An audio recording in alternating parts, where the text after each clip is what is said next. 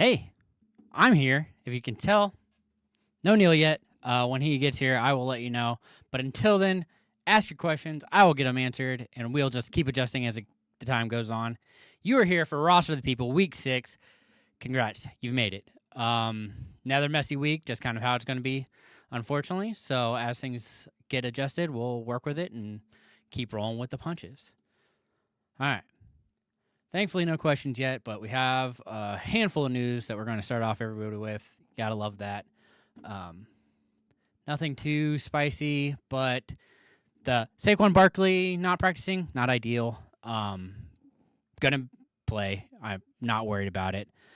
The bigger news, I think, is actually Darius Slayton, who looks like he's out already. They ruled him out. It's not worth it. So really helps me bump up good old Wan'Dale Robinson. Curious to see how that ends up working. So could be worse. What's up, Daniel? How's it going? Right show, wrong channel. But we'll get going, and hopefully Neil will hop on eventually. But just how it's going to be for right now. Vinny, what's up? How's it going? Fields or Knicks? Oh, that's a tough one. This week, it's kind of a mess. I would normally go with Fields just because his rushing floor is there. However, the Jets are taking on the Broncos, who have been really just a solid play. So I'm wait, did I say Jets? Yeah. So I'd probably actually go to the other side of that and go with Knicks. He doesn't have that rushing floor quite ready for him, so I think I'm going to end up just rolling him out and hoping for the best. Well, seems to be. So, would you try to do the trade with either Aaron Jones? Interesting. Would you try to do the trade with Aaron Jones with either? I mean, I don't know why you're wanting Higgins. I'm very curious to see how that works out with the change, but until we see how Joe Flacco looks and who he's kind of targeting, who he goes to, I'm assuming it's going to be Chase, a good majority. I'm hoping this actually ends up boosting up. Why can't I think of his name? Chase Brown. I think this should actually benefit Chase Brown quite a bit. So I think that's a good buy low candidate right now. When Neil gets here, I will re-ask that question, but I'm very curious. Daniel, it's not that Ridley ever disappeared. That's why it's interesting. Like, it's one of those weird situations where you're looking at a good target share, good usage, but it's very messy. Because even though all that's there, there's always something going wrong. So, how'd you lose me? I'm right here. Vinny, you're in the Discord. Just continue to ask questions there. They're going to answer them. It's just you have to realize that we can't really help you because we don't have all the information. You have to provide everything that we got, and we'll roll with it from there. It's just how it is, unfortunately.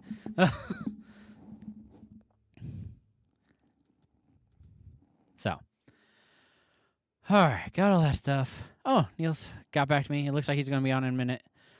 Second that happens, I will let you guys know. We'll adjust from there. It's always fun. We'll get it fixed. Not an issue. So, you lost your internet? My internet's working great. I don't know what you're talking about. It's the best because now I'm back here. You see me. I'm in my normal spot. This makes life so much easier. I don't have to worry about it. But in any case, I think you are, like I said, you're going to be fine. Looking at Higgins is more iffy, so I'm very curious to see how that ends up working out. So, just one of those days. Just how it's going to be. You got to roll with it. Let's see. Darius Slayton's out. That's a good. Is Darnold better than Knicks and Fields this week? I would say yes. I think he's a significant upgrade. I think this matchup is really good. My lone worry, again, is just they're able to rush it, and I think that actually ends up hurting him just a smidge. So I'm very curious to see how that ends up working. But we'll roll with it as it comes. Alrighty. Well, who was I talking about? Okay, we were just switching over into other injuries. Kyler Murray popping up today with a did not practice with a foot injury. You don't love to see that, especially because that team's already in shambles. So, and it's a tough matchup. I don't love that for him either. They're playing the Colts, who just lost their kicker. So I'm very curious to see how that works out. Oh, might have Neil. Let's see. Can I get him to pop out? Alrighty. We'll switch him over and get everybody caught up. Be strong. You guys don't need that. Hey, what's up, Neil? How's it going? We're live, buddy. Can you hear me? Oh, you've already started. Oh, yeah. We're going. I'm 8 minutes in. So, this is, I want to get your kind of outlook on this. So, Vinny asked Field, Nix, or Darnold. Do you like any of those? If so, like, I think I have it as Darnold, Nix, and then Fields. I really hate the matchup for Fields in particular, but because he is facing the Broncos, and while he has that rushing floor, I'm a little nervous on it. So, it's one of the things I want to talk to you about and see where you were kind of looking. Let me see. Pull up them rankings, baby. I'd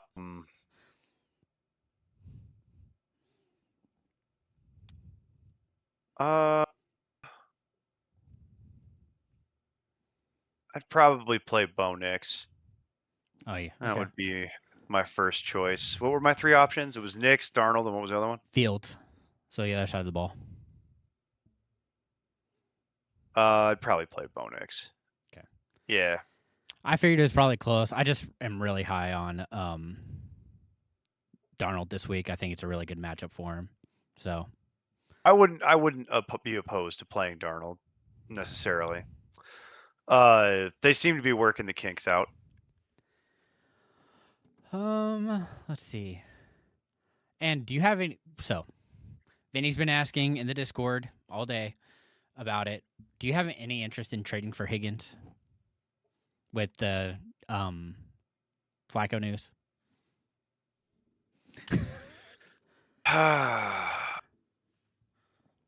Not really. I mean, depends on what I would have to give up. He was talking about Aaron Jones and DeMarcado or Judy.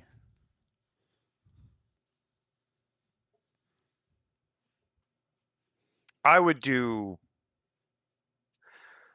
Sure, if that's all it takes, yeah, why not? Because, like, I mean, I'd of any of that, I would hold on to Jones. Yeah, the rest of it, I literally could care less about. That's kind of where I'm at, but I also feel like you're not going to be able to get that done with just. I mean, maybe. I guess people are. If he wants to do that, you might. I mean, I don't have any issue from his end. Yeah. Again, part of the reason we have roster resolutions available. Would I do that? Would I do that if I was the person that had Higgins? Absolutely not. Yeah, that's more my thing. I don't think if I was the person that holds Higgins, I would tell you to F off. I would actually do what I do to people who send me terrible trade offers. I would tell you to F off and then block you. Yeah, it would be a complete. That's how I play that game on Sleeper, because you can block people. So if we're on Sleeper, I would literally tell you to F off and then block you. And I would make you text me to get unblocked. That's how that usually goes. Yeah, pretty fair. Okay. Tammering made it in. Dowdle or Ja'Cory have to replace Hampton. Oof. I think right Talking now. shit, Daniel? You talking shit because I'm late, Daniel Everhart? Talking shit? After I showed up on Sunday to help you, you're gonna shit talk me for being a couple minutes late because I had to take a work call. I see how it is. Yeah, See how it is. that's how our viewers go, man. We have to talk crap on each other. That's why I was like, he started early without me. I'm just gonna roll, and once he shows up, and we'll throw him in. But No, you got it. I can go. I can go. I can get out of here. I got plenty of other shit I can be doing. You know. I know. I've just figured you were busy, so I'm like, once he remembers what time it is, and he'll come in. It wasn't we'll really get an him. issue of knowing what time it is. It's Oh, an okay. issue of getting people to stop calling me. Yeah. That's the issue. Yeah. So, They don't care. They don't care that I have other stuff. They're not interested. Like, yeah, they fix want my their problems shit to work right now. Yeah. But where was I? Oh, Dowdle Jacori or JCM Bill this week. I think it really comes down to whether or not Hubbard plays. Yeah. I mean, I'll tell you right now that that's the easy one. Like, you're gonna play Dowdle if Hubbard sits, and and then maybe we could talk about what happens if he gets cleared to play. But if I don't think Hubbard's playing this week. Yeah, the DNP today wasn't a good sign. He missed last week, and then he's got a DNP on Wednesday. Not a good sign that not a good sign that he not a good sign. Not a good look. Not a good look at all. So I think if as we saw, if Dowdle's got the whole job, just he play is going to Dowdle. feast. That was one of my favorite about, calls from last week. I don't know about that. I don't think Dowdle is suddenly good. Like, I think he got. If he has a full job, really, even it was really, a good matchup. I think he got really, really lucky. But if he's got the whole job, and it's compared Cowboys to this week. Well, it's like it's a question of the whole job versus 50-50 or 60-40. Bill, who will never have the whole job. Multiple people will need to not play for him to have the whole job. I think they both can get it done this week. That's part of the reason it's interesting, because Commanders play the Bears and Panthers play the Cowboys. Both really good matchups for the opposing players. So curious to see how that ends up working out.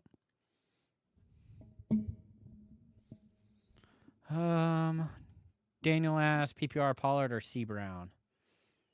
Oof. It's messy too.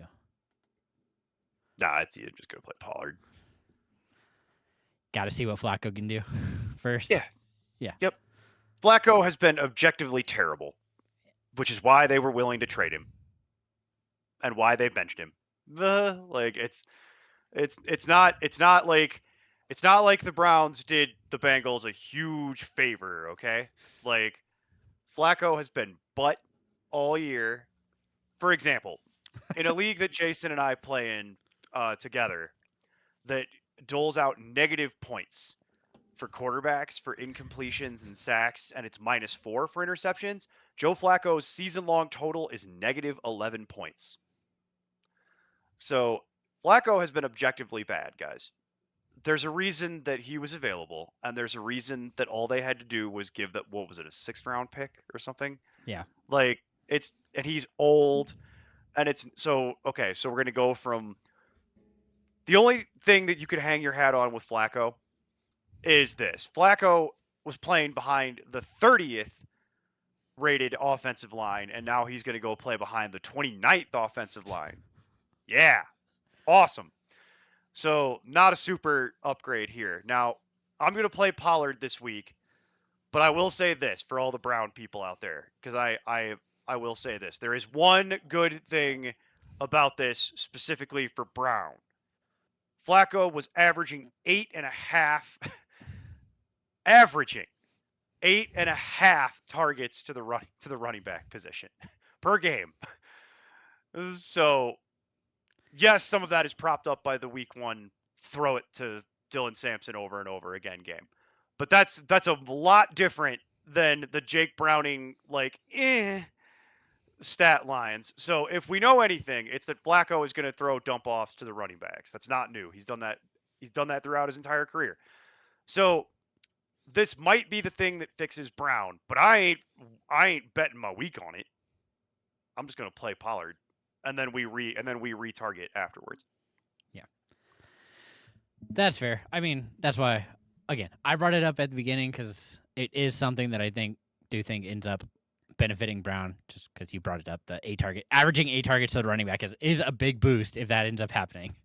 Typically, it helps Brown. Yeah, that's why I'm saying I don't really feel that strongly about it as it relates to the other guys. I don't know. I think it could also end up boosting Higgins just a little bit from where the depths it could end up boosting all of them, yeah. But that's really not saying a lot.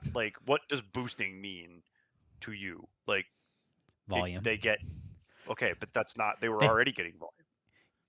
Yeah, they were already Browning compared to Flacco. I feel volume is not a correct argument. What's you can you're almost there. You want to try and make the argument properly, because it's not volume, Jason. They were already getting volume. It's the right way. It would be quality of target, if that makes sense. It's the Browning targets. They were getting a lot of them, but they're all poopy. Yeah, they weren't quite getting there. They count as targets, but but when they're not quality targets when they're hitting the ground at your feet, right in front of you. You can't. His would be somewhat catchable. These should be better targets, but I'm not really. This is not guaranteed to succeed, folks. There's no guarantee on this. But Higgins was already getting it's 10, 18, 10, 18, 20, 27. Let's just call it 30. He's getting he was already averaging 6 targets a game. That's already pretty good. Well, where the Browning games though, the past 2 games is kind of what I think really holds him down, because that's what I guess it would. I think it still ended up being 6, but he's still getting decent targets. It's the targets aren't the issue. He's getting targets. It's the targets suck. It's the old. Would you rather have? This is not a great argument for fan. I could do it better. Would you rather have 4 targets from Josh Allen or 8 targets from who stinks? Spencer Rattler. Close. Close, because those Rattler targets are bad. You're gonna get 8 of them, but and yeah, Chase was already getting huge volume. The last 2 weeks, he had 18 targets over the last 2 weeks. The targets aren't the issue. It's the fact that the targets are bad. All right. But Everhart was asking, why is Dowdle only projected to have 10 points this week? And I think because they haven't officially ruled out Hubbard. Yes, and that's what it really comes down to. He did not practice today, so that's why we brought it up. Because again, we're assuming he's not going to play this week, because usually you don't practice Wednesday. You might get a limited practice Thursday. Well, if he doesn't practice tomorrow, then they'll probably rule him out before we even get to the weekend, and then you don't have to worry about it. But I have Dowdle at 13 for a reason, because he's basically where Hubbard usually lives, because I am not ranking Hubbard until he can go practice, and I don't think he's gonna. Maybe you'd be lucky if he could get a limited tomorrow. Yeah, that's why. Again, I was being very hopeful when I said limited, because you don't know. Yeah, it's a calf injury. It's not normally It's not really a 1-week injury. Nope, that normally hurts for a while, and then you have to kind of build it back up, and yoga and stretching and rolling it out and all that good stuff, and ice and heat. But all right, no more questions as of now. Any news that you kind of interest you at all? I mean, I think my big thing is it looks like another Kendrick Bourne week. As of now. Oh. You mean for the 49ers? I was just talking about in general. But yeah, for the 49ers, that was the news, is Jawan Jennings and Pearsall DNPs again. Brock Purdy Yeah, still DNP. they don't even know. Yeah, and they don't even know who's starting at quarterback. I think it's going to be Jones. another Mac Jones start, which, boy, it's just like the ultimate argument for that system, that whoever goes into that system it can do it. The Shanahan system is just so friendly because we just have so much evidence of not Fair. good quarterback play goes Just in there dominating. and they dominate, and then they go anywhere else and they immediately can't play anymore. And it's like it just really is. And like if Mac Jones can do it, my word, like there's just nobody, like anybody could do it. Like Well, you literally say anybody. that, but then Trey Lance failed so spectacularly. Trey Lance is really bad. That's why Trey Lance was about to be. That's why Trey Lance is in Canada. Okay, like that's why he was headed to Canada. Like that's because that's one of the worst draft picks. That's because that's one of the worst draft picks in the modern NFL era. Is the Trey Lance draft pick. And the only reason that those people aren't fired is because of Mr. Irrelevant Brock Purdy. It's the duality of it. It's one of the worst draft picks in the modern era, and it turns out to be one of the best draft picks in the modern era. Yeah, just insane. It's how it works. You know, it's like they struck out so hard that if they didn't get super duper lucky with finding something else that they could actually use, they would all be fired. It's just how it works. Like you'd all be fired if it wasn't for this, because they've been underperforming for a while over there based on what the expectations are. Other places would kill to have their problems, obviously, but based on the expectations for the 49ers that they've built up, they'd be staring down being fired. So it's just how it works. I don't think it's right, but that's just how it is. Yeah, that struggle bus isn't ideal, that's for sure. It's the injuries, it's the fact that they were good for a long time, so now they've got like cap issues and they've had to pay people, and then you bet the farm, you bet multiple draft picks on Trey Lance working out for you, and it flames out spectacularly. Anyone else would be fired, but they were able to make it work with Purdy, who they got for nothing, and then that kind of reset the game because now you've got a quarterback that you can underpay.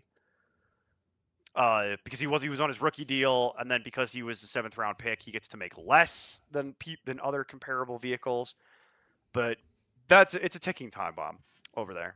It's a short shelf life. Eventually, they're gonna have to do it again. But yeah, that whole team is hurt.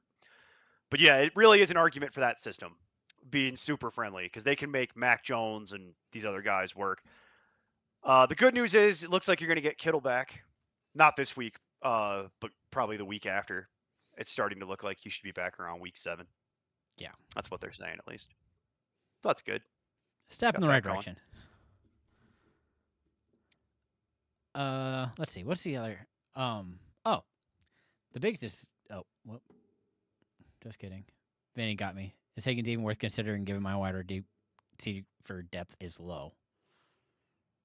I mean, If you can get him cheap, sure.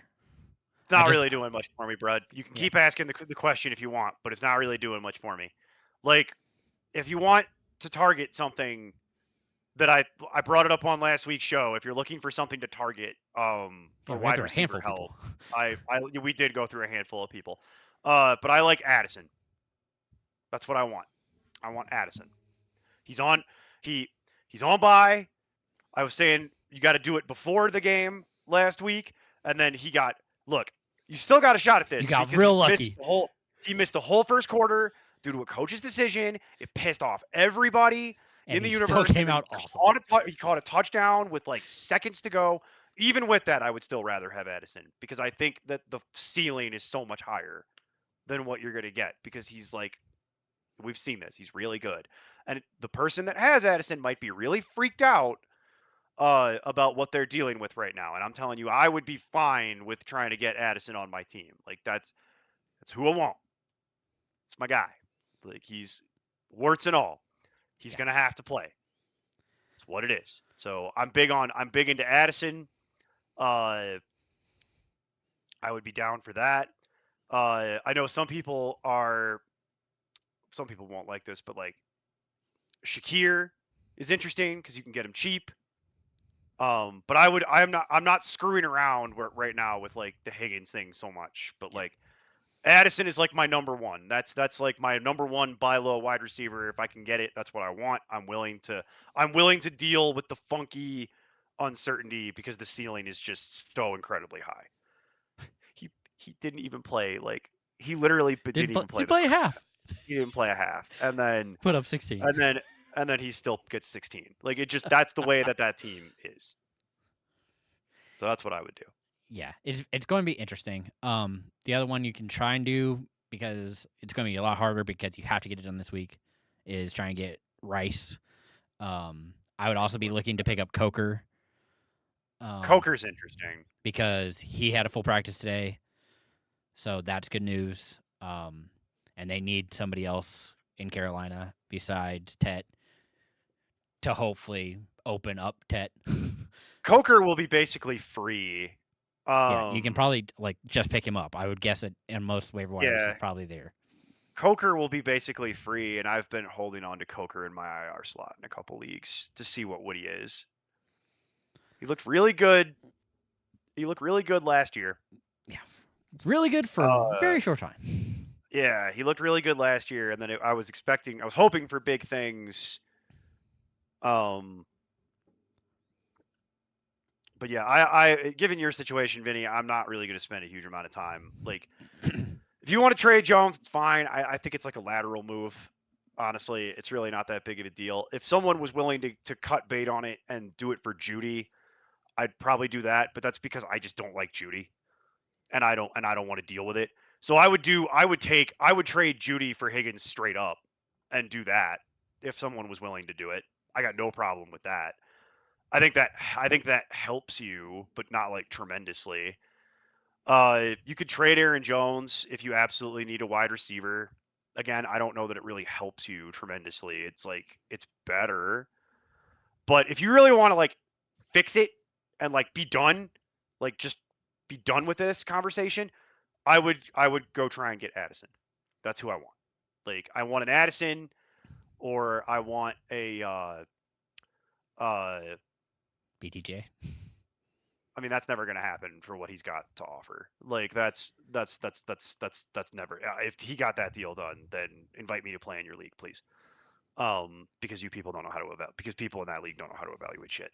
Well, They don't again, know nothing. people, it's concerning. He's wide receiver 40 on the year. I mean, he's not doing a whole lot. So Look, I know it's a last 2 weeks flex, but I'm last just last 2 weeks have been better. correct. They have been better, but even Last then, 2 weeks, 10.6 last and 2 weeks, 12. but last 2 weeks, I'm just saying, last 2 weeks have been better, and like this is going to get worked out. So if somebody wants to do that, I would absolutely do that. I would take that and run away laughing. That's what I would do. So sure, but I think the most realistic one that I would be really excited about is trying to get Addison from people. That's what I'm looking for. And beyond that, yeah, not a whole lot that really excites me.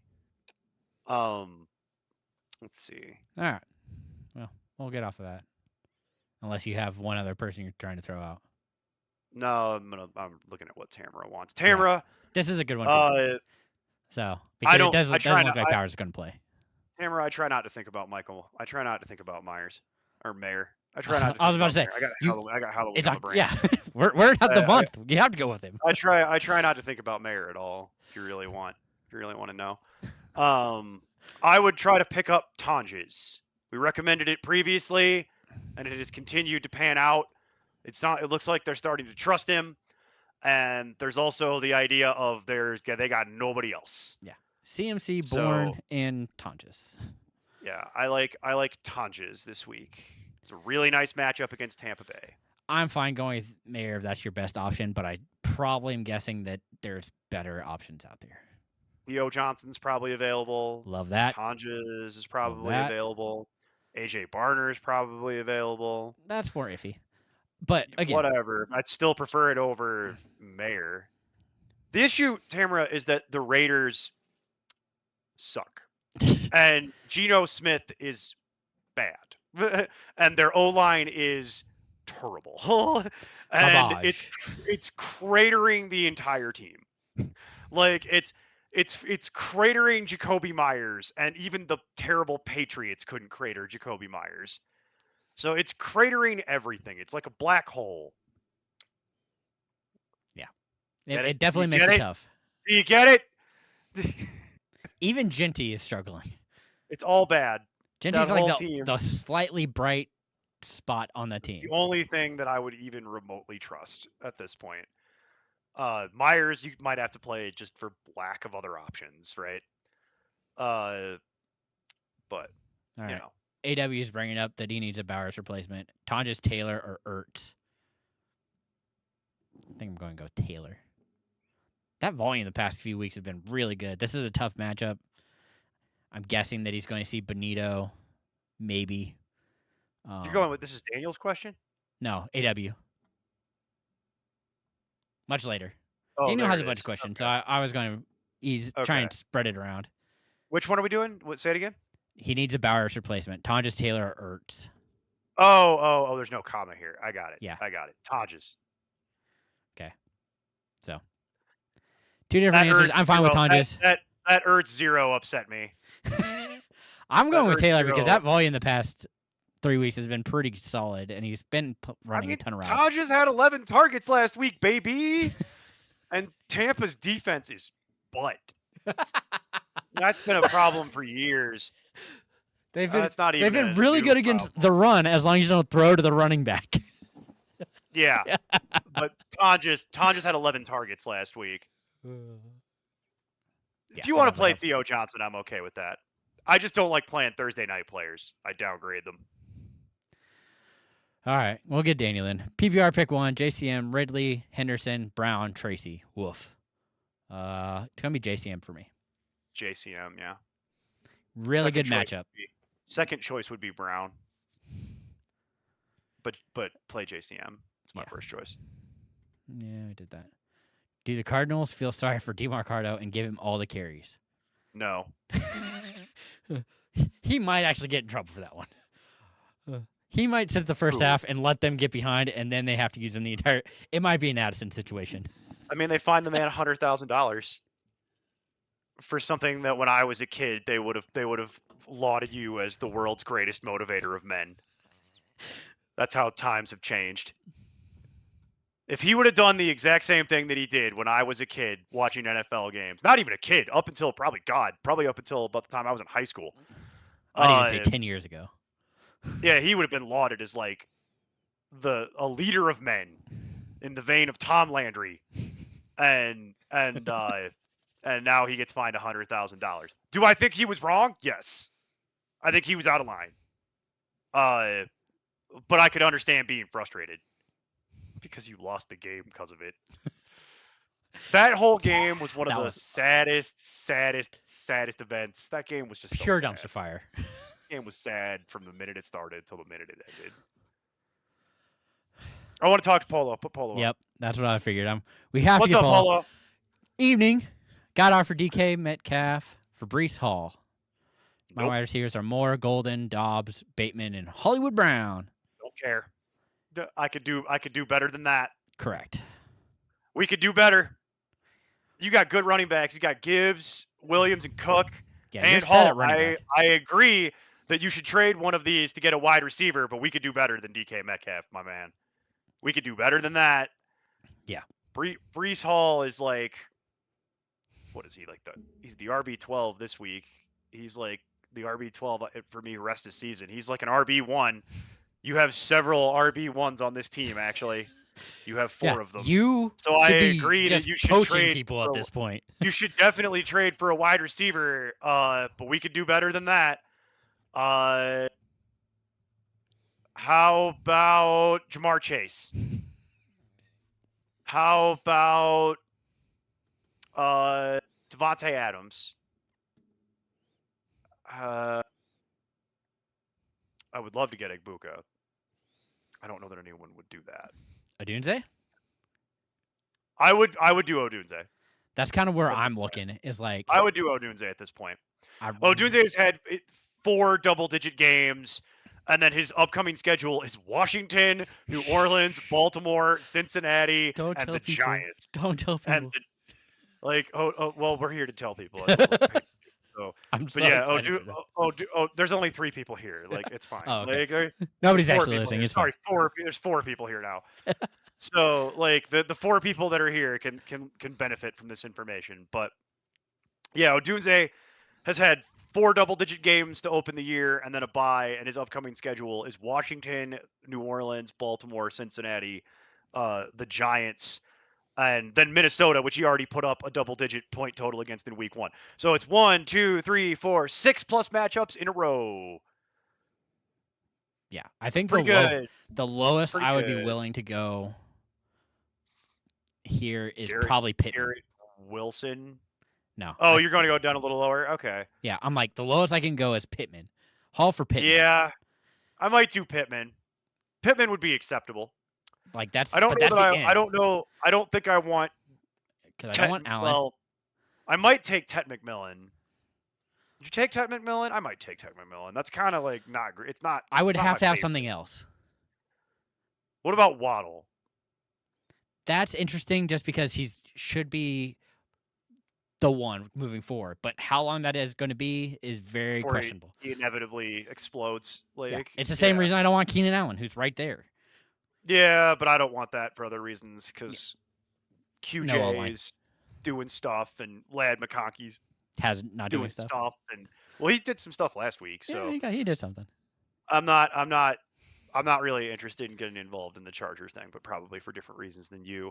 I don't want AJ Brown. Adams. I'm gonna let them go down. I already said Adams. I'm good with Adams. Oh, okay. I wasn't sure if you Adams, I'm good with Adams. If you want to get Adams, I'm willing to do that. Collins, Diggs. I feel like with those other, you have to add something. Diggs, I would probably take because we've been waiting for this and we're finally starting to see it. The Diggs breakout. Yeah, he looked really good that game. They're starting to figure out. I think that's Good at their football. best wide receiver. Well, that's their best wide receiver. So stop spreading the ball around and just throw it to him, because everybody there's him and then there's everybody else down here. Like it's like none of the rest of those people. They're all NFL journeymen, and then there's Diggs. Well, and Like, Diggs isn't ooh. even playing a full allotment of he's not even out snapping everybody. He's like the third wide receiver when it comes I to, know. and he's know. just dominating. Yeah. So I'm assuming this is redraft, right? So it's like I'm good with Diggs. Like I'd be fine with like obviously Puka. Good luck. Yeah, you wish.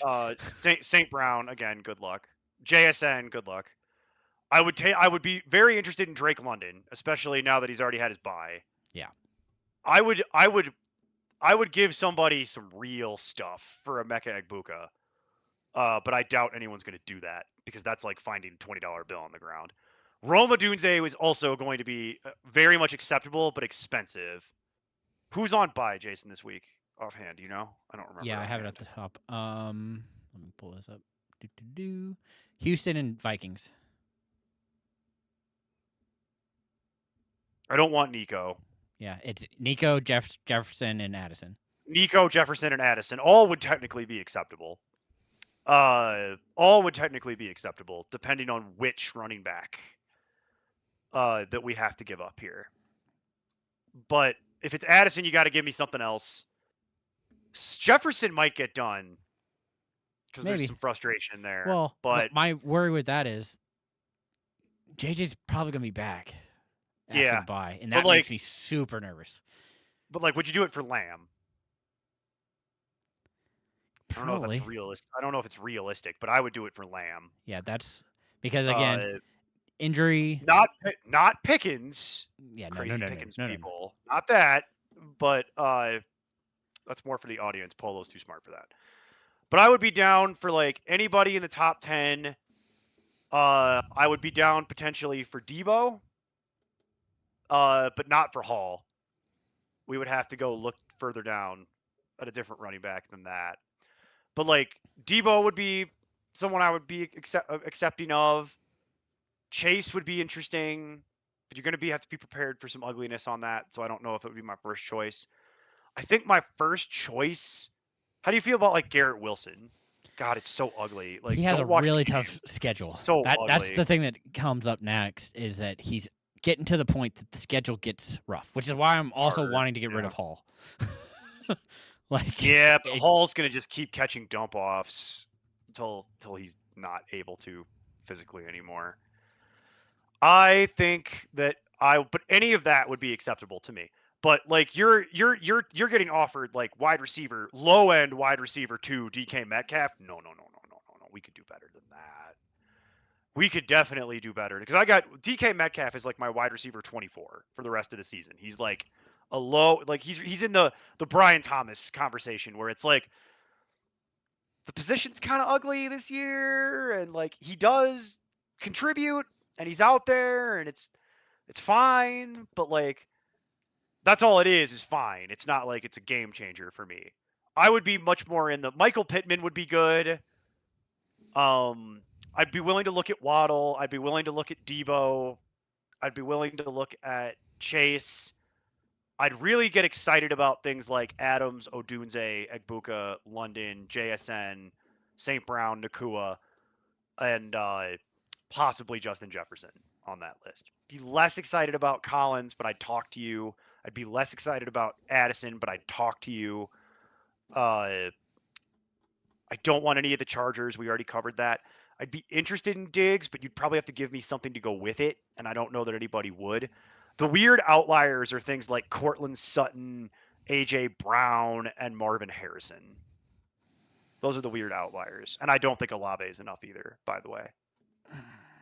Do you want Olave? I don't really want Olave. Double digits every single week, Yep. but that's the one thing I like about him is that you're getting a 10. it's consistent. Yep. It's very consistent.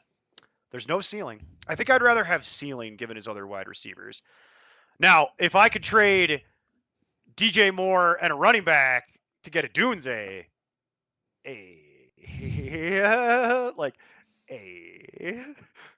feeling pretty good. Because you don't need DJ Moore anymore if we're getting that. So something like that I'd be interested in. Like, do it 2 for 2. DJ Moore and a running back for a Dunze and a lesser running back.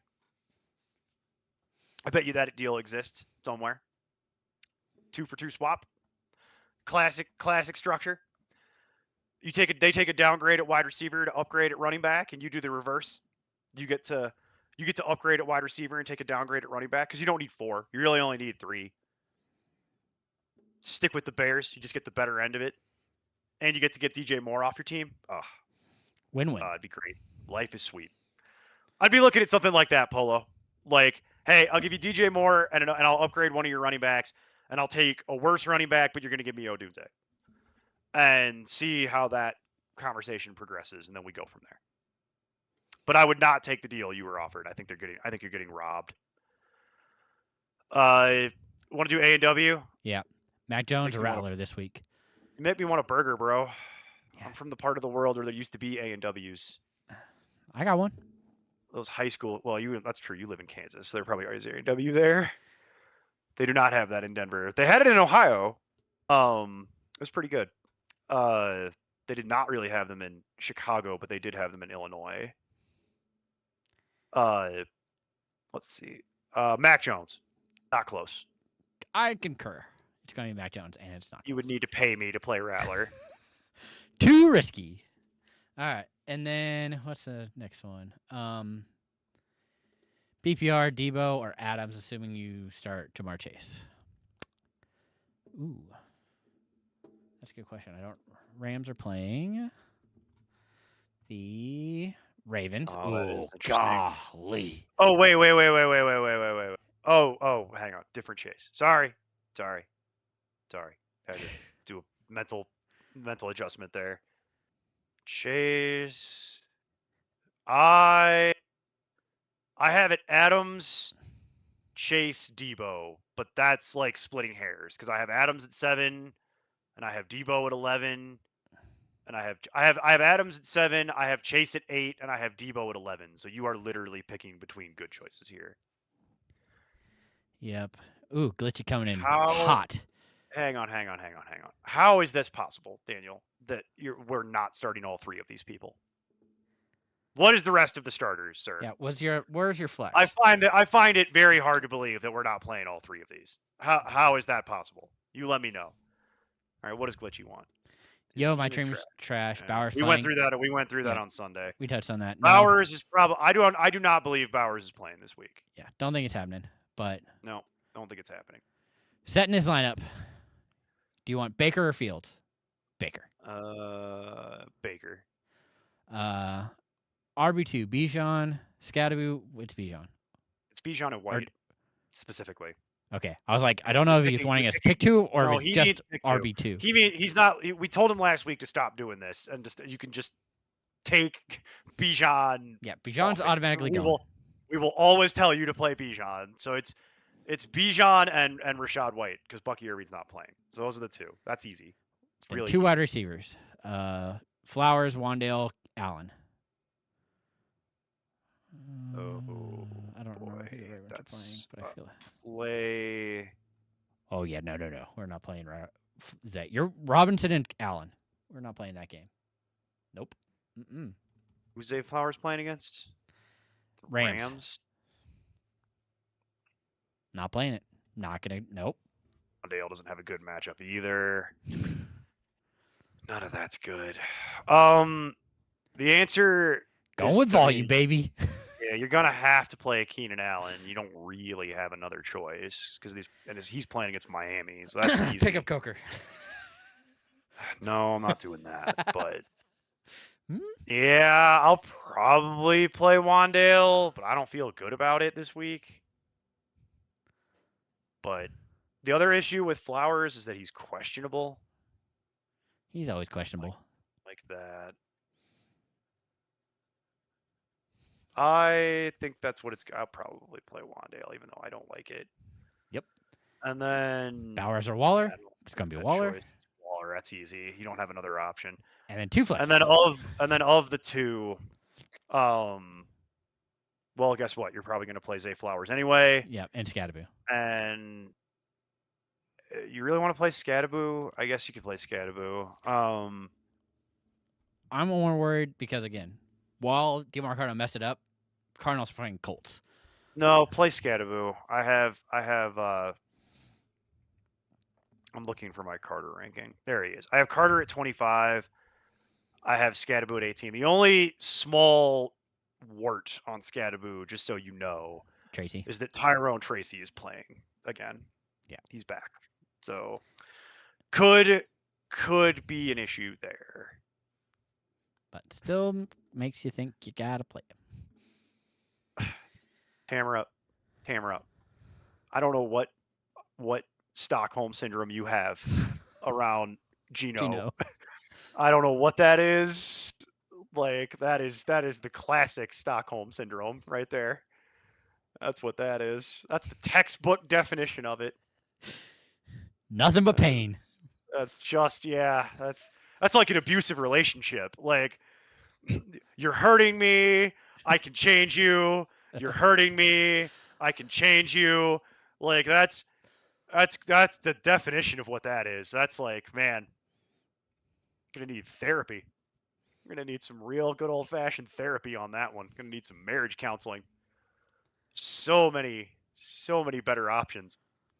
A buddy of mine actually, Jason asked me, like he was projected to lose hugely in a league we play in, and he's like, what do I do with this mess? His whole team is on bye, or not on bye. His whole team's hurt. Like the whole team's hurt. He had like 6 players hurt. And I was like, well, you're kind of screwed, and the waiver wire is depleted. I literally went through it with him, and I was like, there's one move I would make though. I would bench Gino, and I would pick up Darnold, and he won the game because of it. Yep. And I was like, you're welcome. Tune in on Wednesdays. Yeah. Sign up for the Discord. I charge for this. Yeah, pay me, man. No, I okay. charge for this service typically. All right. Dude, trade Kenny question. State Trill. Yeah, Or Kenny Jeff- State Trill wants to know, would you trade Jake Ferguson for Etienne and Worthy? Yes, I would. Yeah, it really depends on what other. Nope, still because he's have got Wall- Waller. He's Yeah. got Waller, or he said Walker, but he means Waller. He's got Waller and Goddard, and I don't care about who your quarterback is in this transaction. I would 100% trade Ferguson for those two players. That is a Yep. come up, sir. Yep. You are getting a 2-for-1 on a tight end that you drafted super late, and you already have the built-in house money replacements. Smash that accept button. That is an E. Man, I wish all the questions were that easy. Vinny wants to know, would you try and offer? Vinny, this Yes. is the last time we're answering this question, by the way.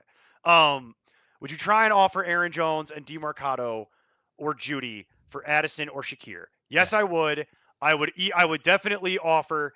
I would offer Judy for Addison. I'll break this down for you, and then we're not going to answer this question anymore. Okay. I would trade Judy for Addison straight up. I think that trade gets denied. I would then proceed to offer Judy and DeMarcado for Addison and see if that trade gets accepted. I think your odds go up significantly, by the way. And I would pause right there. If he rejected that trade, I would offer my final offer is going to be you want to do the Judy. same thing for Shakir first? No, I'm going to get into Shakir secondly. Okay. Because I'm just talking about Addison. Okay. My first offer, opening bid, Judy for Addison, straight up, see what happens. I bet you get rejected. Then we proceed to Judy and DeMarcado for Addison, and I bet you still get rejected. But that deal might get done. Then we move into Judy and Jones for Addison, and we see what happens. We stop. We see what happens there. That deal might get done.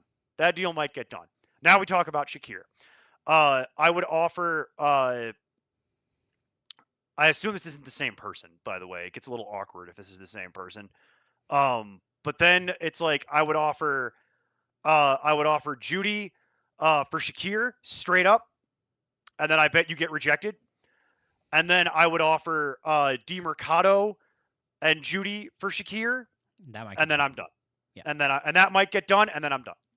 And then I'm done. If he rejects all of that, if all of that gets rejected, we go back to the drawing board and we start over looking at teams' rosters. I would like to point out to you, sir, that we offer this thing called a roster resolution for $10 on our website, and we will walk you through all of the trades in your league that we think that you could possibly get done. It is a customized video specifically for you for $10 where we will break down your team, the league, the waiver wire, and we will share our thoughts on how you could make your team better.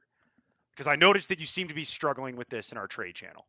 So this is one where I would suggest to you that it might be worth it if you really care that much to spend the $10 and have us make you a custom video, okay?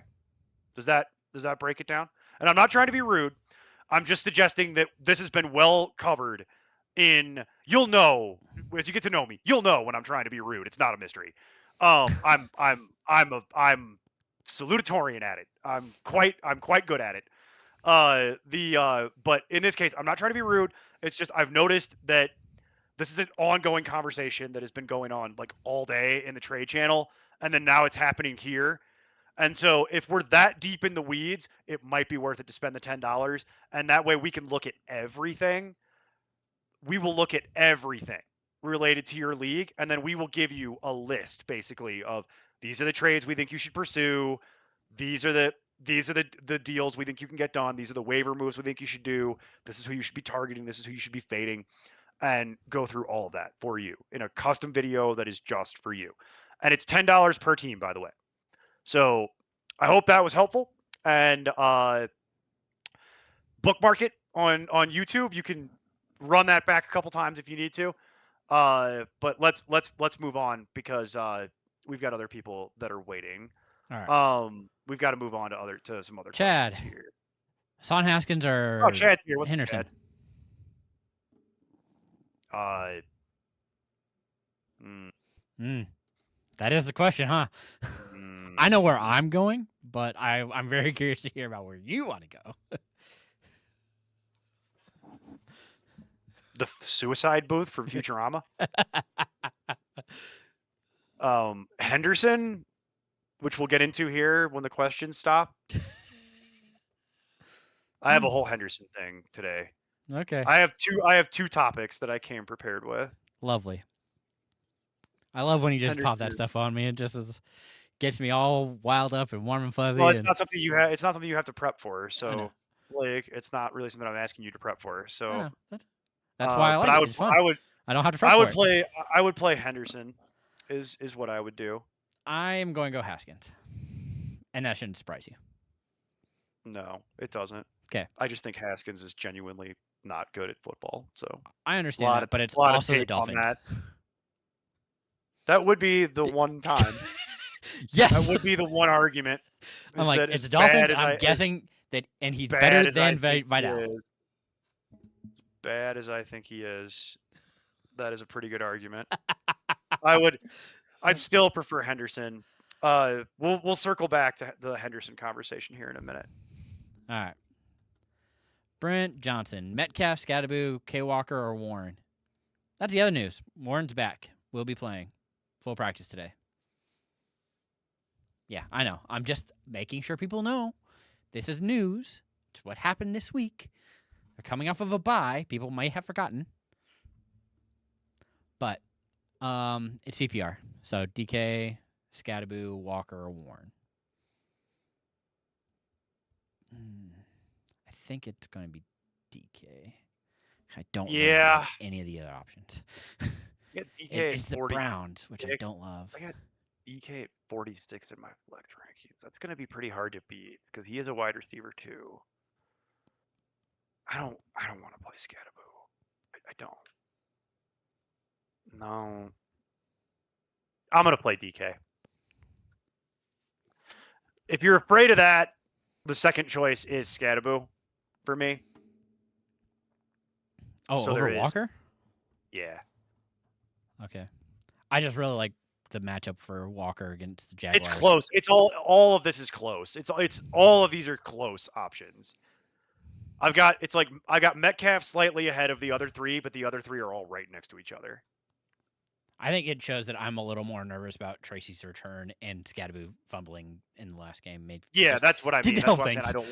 I don't want to play Scadaboo because I think he's going to get like 75% of the workload that people have gotten used to over the last couple of weeks, and they're going to be mad. Yeah. Whereas Metcalf is like going to get the whole workload, but he's got a bad matchup. And coming off a bye. Coming off a bye, you would hope that they've actually figured out how to get some of this like corrected.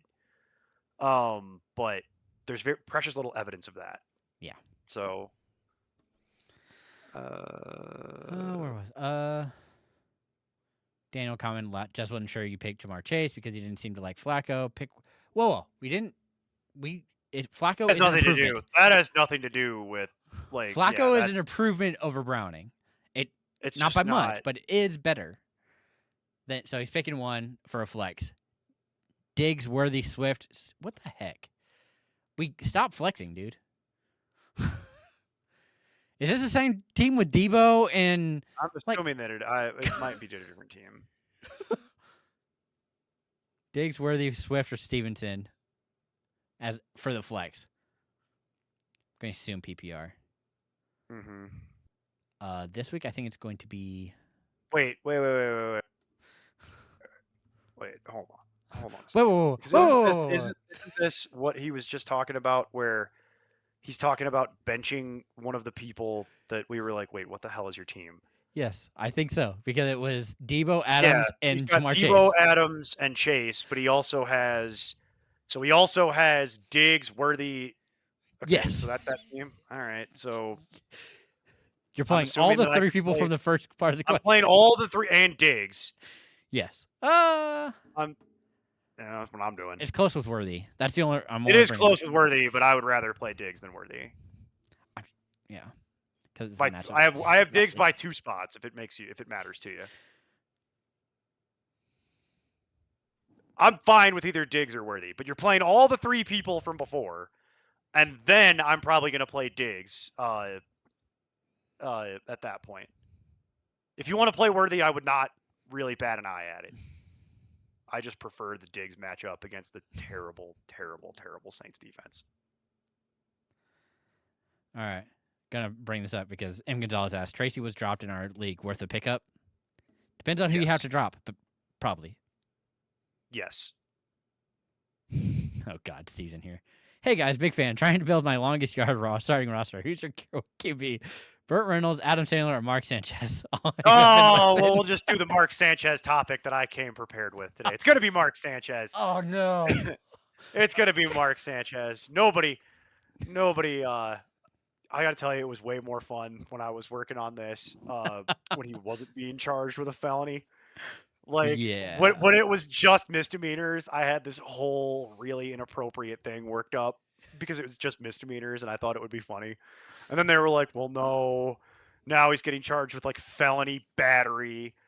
And I'm like, man, now it's not funny anymore because someone got seriously hurt. Yeah. That was one of the things that I had prepped for this, which is perennial fascination object of this show. Mark Sanchez was literally charged with several crimes over the weekend, and I posted in our Discord before he was charged with a felony, back when people were like, "Oh, it just seems to be like this drunken dust up that happened between him and some random dude," where he like, I guess he like tried to pull him out of a car, Yeah, and 'cause he thought it was it's his. like, yeah, and I was yelling, I was like, Mark, there's no hot dogs for you in there. Mark, we'll get the hot dogs. There's no hot dogs for you in there, damn it. Like, we'll get I think Steve, you want Burt Reynolds. That's the classic choice. But I feel bad. I feel bad now for the Mark Sanchez thing because I was making jokes all weekend and then he got charged with a felony and I was like, oh well, now it's not fun anymore.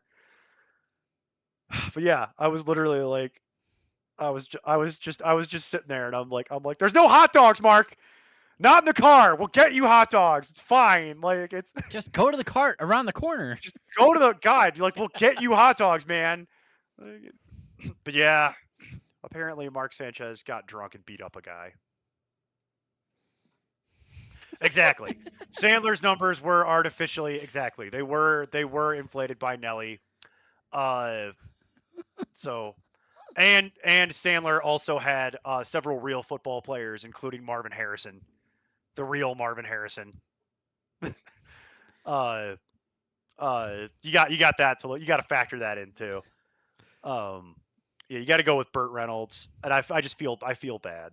The Mark Sanchez joke is great though. Mark Sanchez will be the captain of the prison football team. He beat up a guy. I feel bad. Polo coming in clutch. He knows. Haskin to the moon. Harbaugh and Haskins go blue. That a baby. Gotta keep that running deep. The Michigan boys, baby. All right. They are so Mark Sanchez has been charged criminally with several misdemeanors and a felony, and he is also being sued by the guy that he beat up. So I feel bad about this. There's also like footage of it apparently. That they haven't released, which is not going to be good. Which they have not released. Yeah, I looked for it, and if you can't find it, but apparently the guy was a truck driver, and all of this started over a parking space. That's apparently what happened. So this is getting very serious. We might not be able to. We might have to change the wheel stuff over this, guys. I know how much you love it. Not saying we won't do the wheel anymore, but we might have to pick a different I love that our audience understands M. Gonzalez. I wonder if they brought up the butt fumble. No, I doubt it. I don't think he knew who he was, to be honest. Apparently this all happened because of a parking spot. And apparently this is how we're learning that apparently Mark Sanchez has had a drinking problem for a while, that he has had for a long time, and that they have been able to successfully keep under wraps largely, and that a lot of people that are close to him are like, oh, yeah, I'm not surprised. And when that's the reaction of your friends, and they're like, no, we've been waiting for this to happen, that isn't good. So we might have to redo the animations for the wheel. What other fun football stories do you know, Jason? Because it's not as fun anymore when the guy. It's kind of like all the. This is a much worse example, but it's kind of like all the OJ stuff. Remember when OJ was in the movies and then that stopped happening? I wonder why. Why that stop? Why did that stop happening? The world may never know. But it gets to that whole thing where it's like there's gonna have to be like a respectful cooling off of it. Gotta find someone else to. We gotta find someone else to talk about for a while, and then with time, it becomes funny again. So there's that. Because tragedy plus time equals comedy. That's the age-old formula here. I don't know. I'm still waiting for the Joe Flacco movie of him coming from sleeping at home on his couch on Sundays to starting back in the NFL and making this resurgence. Tell you about that.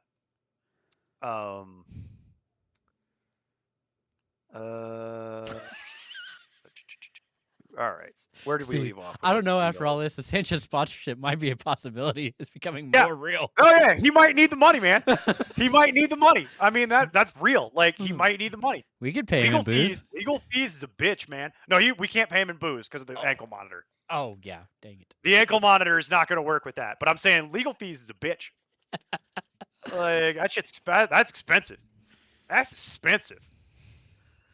All right. There are more Daniel. There are many more hot dog jokes. Many more hot dog jokes. Just coming down the pipe, ready for it. Yeah, coming down the pipe. Can't it's going to be hard to sneak those hot dogs out of the shower. These are just off the top of my head, man. Like we could go on all day. Steve, we could pay him in ballpark francs. We could pay him in we could pay him in we could potentially pay him in money on his prison commissary card. Like he's got to be able to they got to pay to make those phone calls, man. Like we can pay that. Yeah, we can pay for all that. M. Gonzalez got a hand to Manziel. At least he knew he was playing hard. That's pretty good. I like that one. That's pretty good. Okay, but back to questions. Oh God, hope he doesn't butt fumble the soap. Yeah, exactly. See, the jokes write themselves. Don't even have to work that hard. Those prison franks also plump when you cook them. Oh. I got. We could do this all day, man. Nope. I could literally do this all day. Like we could sit here all day and do this. I'll just sprinkle them in as we go here. Oh, so Daniel came back. That's what we do. Oh God. Oh, hang on. I have an idea. What we do is we just change it to be much more of a prison theme wheel of the worst thing with like doors slamming and we could go fully inappropriate with it if you want. I could do that. And then just get canceled. Although who's going to cancel me? Like for this. Like this is how we get canceled. I'm good with it. Nobody's watching. If this is how we go down and we get canceled, I'm fine with that. Like that can be my legacy as a fantasy analyst, is making fun of Mark Sanchez going to jail. I'm good with it.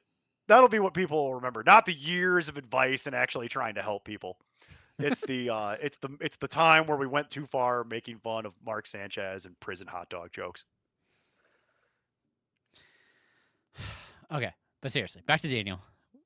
He said he was curious we were never serious. Okay, because I have some wide receivers in other leagues, so I wanted to hear what you thought, so I didn't have as many questions. I like your questions on Sunday, Daniel. It works out fine. He was listing all of his wide receivers earlier. Oh, yeah. With Diggs and Worthy, Swift, Stevenson, Debo, Adams, Jamar Chase, Yeah, no, you're good.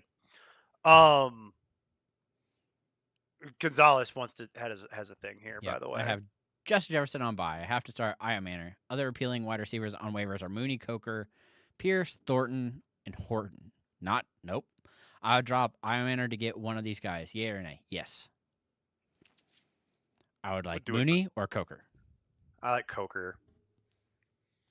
Mooney is still seeing a bunch of targets. Yeah. Granted, I'm fine with the first two. I'd much rather play either of them over Aya Manor. I'm fine with the first two. I can understand not wanting to play Coker because we don't even know if he's going to get medically cleared. So if this is something that you have to start, then it's Mooney, and I could get down on that.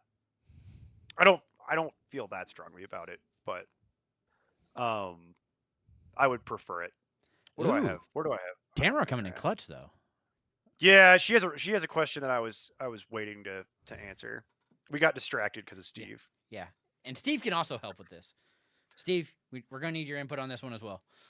Not really. We don't really need Steve input on this. I already know the answer. Okay. Can roster resolutions help with planning for next season? Like, what should I target next year in a horrible dynasty? I'm trying to Yes, decide if it is worth your time. we could absolutely do that. I have no problem doing that. And in fact, Tamara, if you want to DM us on the side, we could even wait on that, and I will do a special one for you Yeah, because for I'd want to Dynasty. get a couple of guys to help on that are more Well, dynasty focused than me. I wouldn't be on that one because I could Steve and I could do it. okay, Steve and I play a ton of Dynasty. We could do it. We could. Steve and I at this point have been playing Dynasty for a really long time. I play more Dynasty than I do redraft at this point, if you really want to know, because I prefer it. So, but I would say I would absolutely be willing to do that for you, and to get maximum value out of it, we usually take that code down, but I will turn that code back on for you and for anyone else who wants Dynasty roster resolutions, and we'll do it like in March, I'd say. Probably right around my birthday, probably right around like the beginning of March. Like because that's really when you want to start looking at trades, because that's when people are paying attention, is right around there. Sometime between like the beginning of March all the way through April. And then there's a window. That's when it really heats up. But yeah, we would be willing to do that for you.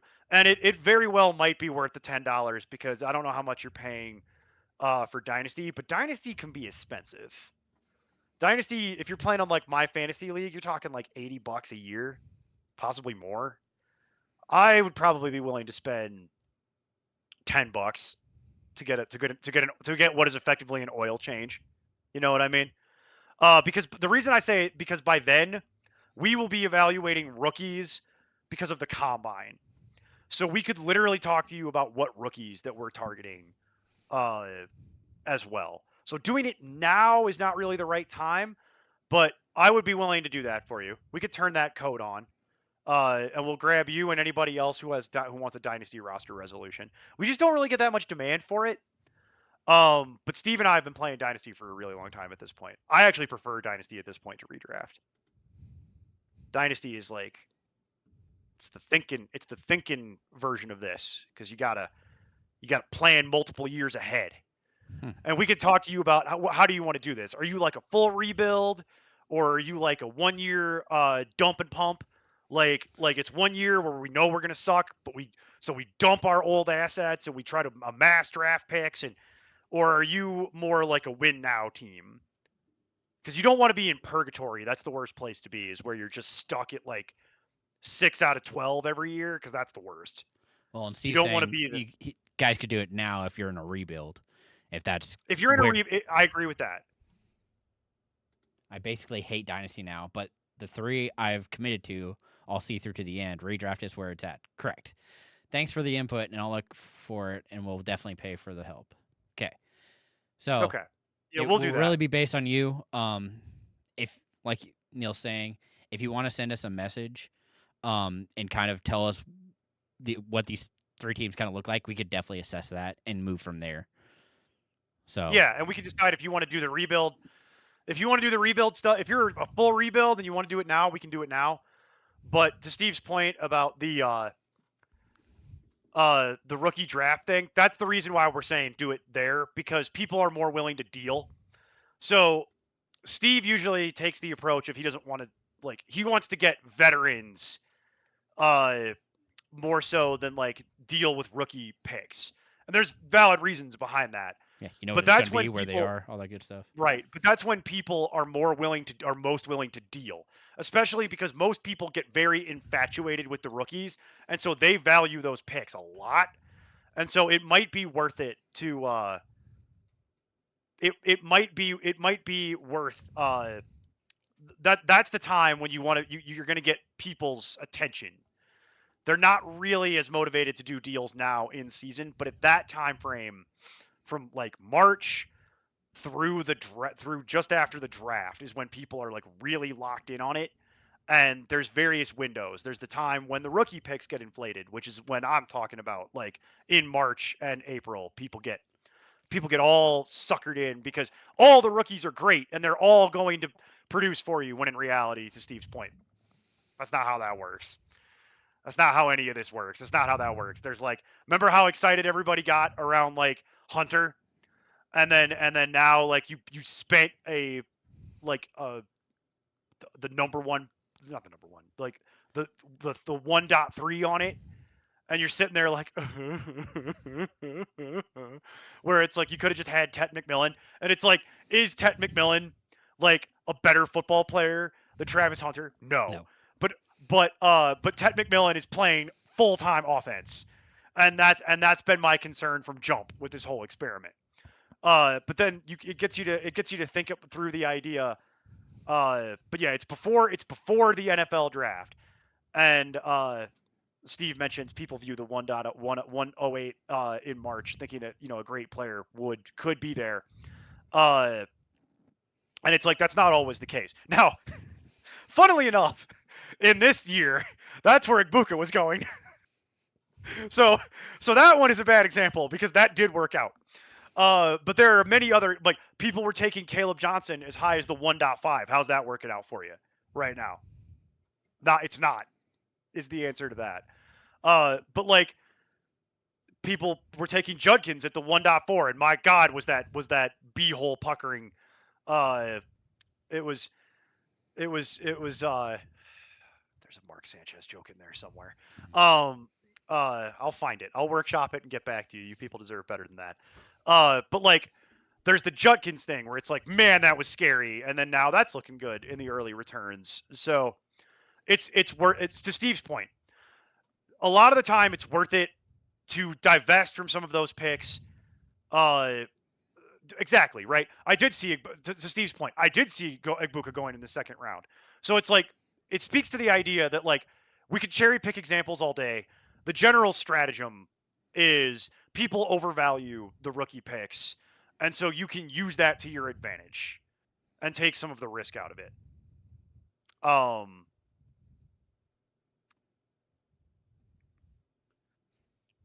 Yeah, okay, so that makes sense.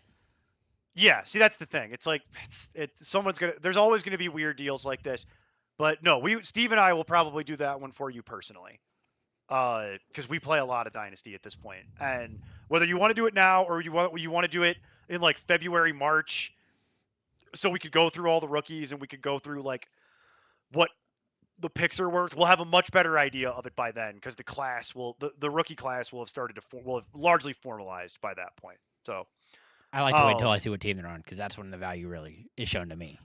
Yeah, but see, the thing is, it's like if you're trying to go for veterans, the right thing to do it is you want to do it in like before the draft, sometimes, because that's when people are going to get all excited about the 1.6 or the 1.8 or the 1.9, and you could probably get something that's much more attractive at that point, rather than waiting. Waiting is like, that's the double-edged sword of waiting for the additional information. So it just depends on like how you like to play. But I do understand Steve's position, which is the rookie picks are just too volatile. Like, they're just too volatile. You don't know what you're gonna get. Like, I've had the 1.4 in a league a lot of times, and it's like sometimes that 1.4 is DeAndre Swift, and you get a useful piece for years. Other times that 1.4 is Treylon Burks. Oops. You know what I mean? Like, the best laid plans. And other times at other times you get T. Higgins in the second round, and he's your starting wide receiver for 5 years, right? Like, it's like it just depends on like, if you see things that you feel strongly about, then it's worth it sometimes. But to Steve's point, the smart, maybe not smart, the less risky way to play is to use those picks as coupons to get things that we know what they are and just avoid this whole mess. It is not it is not a bad way to live your life because you know what you're getting, as opposed to the other way around, as opposed to the classic joke we make on here about the mystery box. It could be anything. It could even be a boat. But thank you for that question. That turned into a little bit of a commercial, but we will absolutely do that for you. All right. So back to the beginning. Mr. Fokai, 311, 311. Start two, Yeah. full PPR. Bill, Judkins, or Chase Brown. I'm gonna play Chase. Nope, I'm sorry. I'm gonna Nope. play Judkins for sure. I'm gonna play JCM. Judkins. There's no way. Yeah, I'm gonna play those two. I don't see how you're sitting Judkins at this point. Nope. Not He's gonna been happen. too good. Yeah, he's been too good. For KT, Owen, start Tucker Craft or Hunter Henry. Ooh, Packers play the Bengals. I got Kraft at 4. It's gonna be And- Kraft. Yeah, it's gonna be Kraft. Going with Kraft. Oh, Cleveland just traded cornerback Greg Newsome to the Jags for cornerback Tyson Campbell. It's a weird trade. Salary You're trading a dump corner for a Cleveland. corner. They're just trading corners with each other. Oh, it's a salary dump for Cleveland. He's probably right. Yeah, That probably makes is sense. that. Gabriel or Flacco in the super flex for Daniel. Huh. Gabriel? Question mark? Yeah. I'm Ron Burgundy. I'm going to play Gabriel because Gabriel knows the playbook.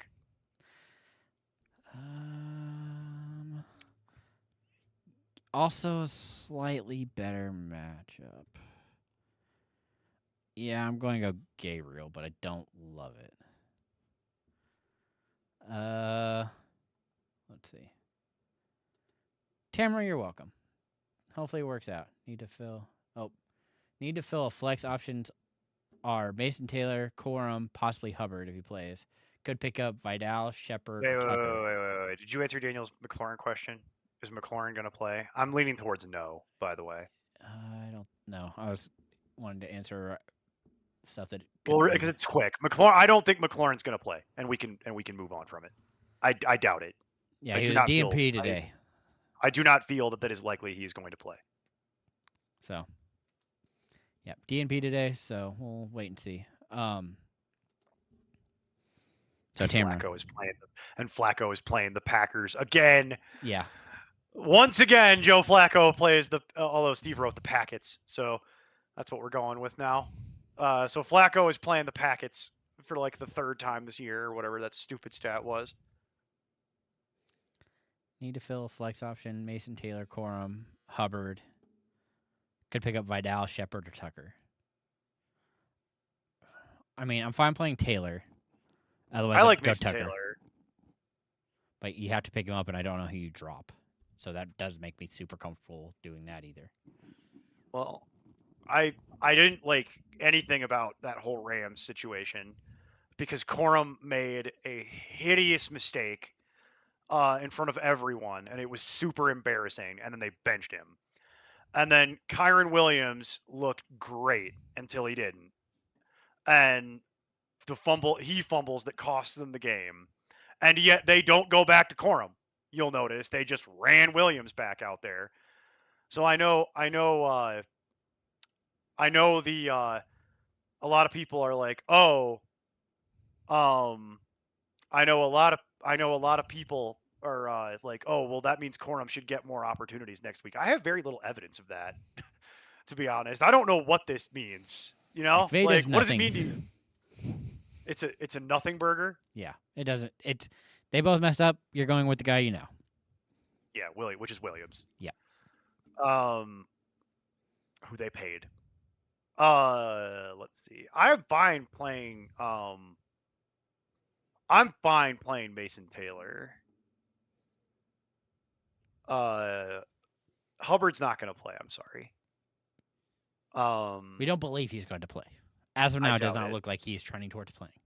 And I don't want to play. I don't want to play Vidal. Correct. I'm not really interested in Sterling Shepard either. Also correct. I think I would just roll out Mason Taylor. Sounds good. That's my choice. You're welcome, Tamara. Happy to help. I don't know that I want to drop Caleb Johnson. You can. You certainly could. He's not doing much for you. So Dynasty, you probably can't. Well, it's not Dynasty. This is Oh, not Dynasty. Okay, I wasn't sure. If this was, okay, sure. For point of fact, go ahead. Like, because you're right. You're not dropping Caleb Johnson in Dynasty. Yes. I would spend every cent to my name to waiver claim him in Dynasty, and then probably like do a victory lap around my house if I got him. Everyone will attempt to dump all of their fab budget if you do that. You cannot do that in Dynasty. But I'm assuming this is redraft. Well, she was just talking about her Dynasty team, so that's why I went that way. I was like, just in case it is. No, we can't drop Taylor or Johnson. No, we're not doing that. We're not doing that in Dynasty. No. But in redraft, Yes. Sure, you can drop him. Redraft, I'm completely fine dropping him. I don't see any situation except for injury that he gets opportunities enough that make him worthwhile. Yeah. Or this team just officially does not care anymore, sits their veterans. Well, they're trying to win the division. Yeah, at this point, that team's trying to win the division. So, like, Nuts. no, they're gonna take this very seriously. And he keeps making mistakes. He keeps making mistakes that he can't afford to make. critical mistakes. Fumbling and muffing kicks and Not grabbing him at all. yeah, Okay, crap it's like not that. Dynasty. So yes, you can drop him. Yeah, you can drop him if you want, but I still I don't like playing two tight ends. But yeah, you need Lamb back. The good news for you on that is I think he'll be back next week. Yep. So that will help you. And then Mason Taylor has been seeing an uptick in targets every week all season, basically. And he actually he looks like he could be somebody someday. He could be a thing. So I'm willing to deal with that for this week. Was that all the questions? I think that's all the questions. Yes. I didn't see anything that we missed. Yeah, I think we went through everything. I think we got it all. The only other thing that I want to talk about is Henderson and the Patriots backfield. And the reality of it is this. I know everybody wants to see Henderson out there because he's the shiny new toy, and everybody got so excited in the offseason about it because they drafted him super high and all that stuff. And the reality is this is just the way that it be. He should see an uptick in usage now that Gibson is on IR. But you're not going to kill Ramondre Stevenson. We've seen this now definitively. And there is a positive, though. Gibson placed on IR. That helps a little. Yeah, Gibson on IR helps you in that regard. But I'm going to explain now why this is happening. Because I think a lot of people are not understanding the core concept as to why Ramondre Stevenson keeps getting opportunities. It's very simple. Ramondre Stevenson keeps committing mistakes and fumbling. So a lot of people are very frustrated by this. And they're like, how does he keep getting opportunities? Why does he keep getting to be out there? Why do they keep going back to him when he keeps fumbling? The answer, my friends, is pass protection. Ramondre Stevenson is an elite level pass protector. He is top 5 in every category related to this on PFF. Ramondre Stevenson is out there because he is the only running back that they have that can pass pro. Gibson can't pass pro, and now it doesn't matter because he's on IR. Henderson can't pass pro because he's too whittle. He's just a whittle guy. He's a whittle baby. He's a baby. And he was never asked to pass pro in his life. From when he was a child, through high school, through Pop Warner to high school to college. Why would you do that? Why would you have the whittle guy do pass pro for you? Well, that's the fun thing about the NFL, is that when you have guys like Stevenson that are elite level pass pro people, there have been other examples of this throughout time. And there have also been tight ends that fall into this category where it's like they're not good. They have ball security issues. They have stone hands issues. But the reason that they get to keep getting opportunities and why they keep getting rewarded is because they put in the work at the pass pro level. And that translates to opportunities. That's just how this works. Because they're going to be on the field because of pass pro. And the other thing is Stevenson fumbles quite a bit. But then when they need him to run it in the red zone, he does it successfully. So you're just not gonna get rid of this. This is just gonna be a thing all year that we're just gonna have to deal with. Ramondre is one of those things where he is just gonna be a thorn in your side the rest of the season. Is he gonna get 2 touchdowns every week? No. That's not going to happen. Like, and it is frustrating that like he only plays half the snaps. The good news is that I think he's still only going to play half the snaps. He's going to play about 50 to 60% of the snaps. The good news is that the big beneficiary of the Gibson injury should be Henderson. So you at least got that going for you. You got at least something to look forward to at this point. Instead of it being a 3-headed monster, it should be 2 at this point. Where are you at with any of that, Jason? What do you think Yeah, about any of that? I mean, I'm like I said, I'm very curious to see how this week Pretty turns out ironclad. without Gibson.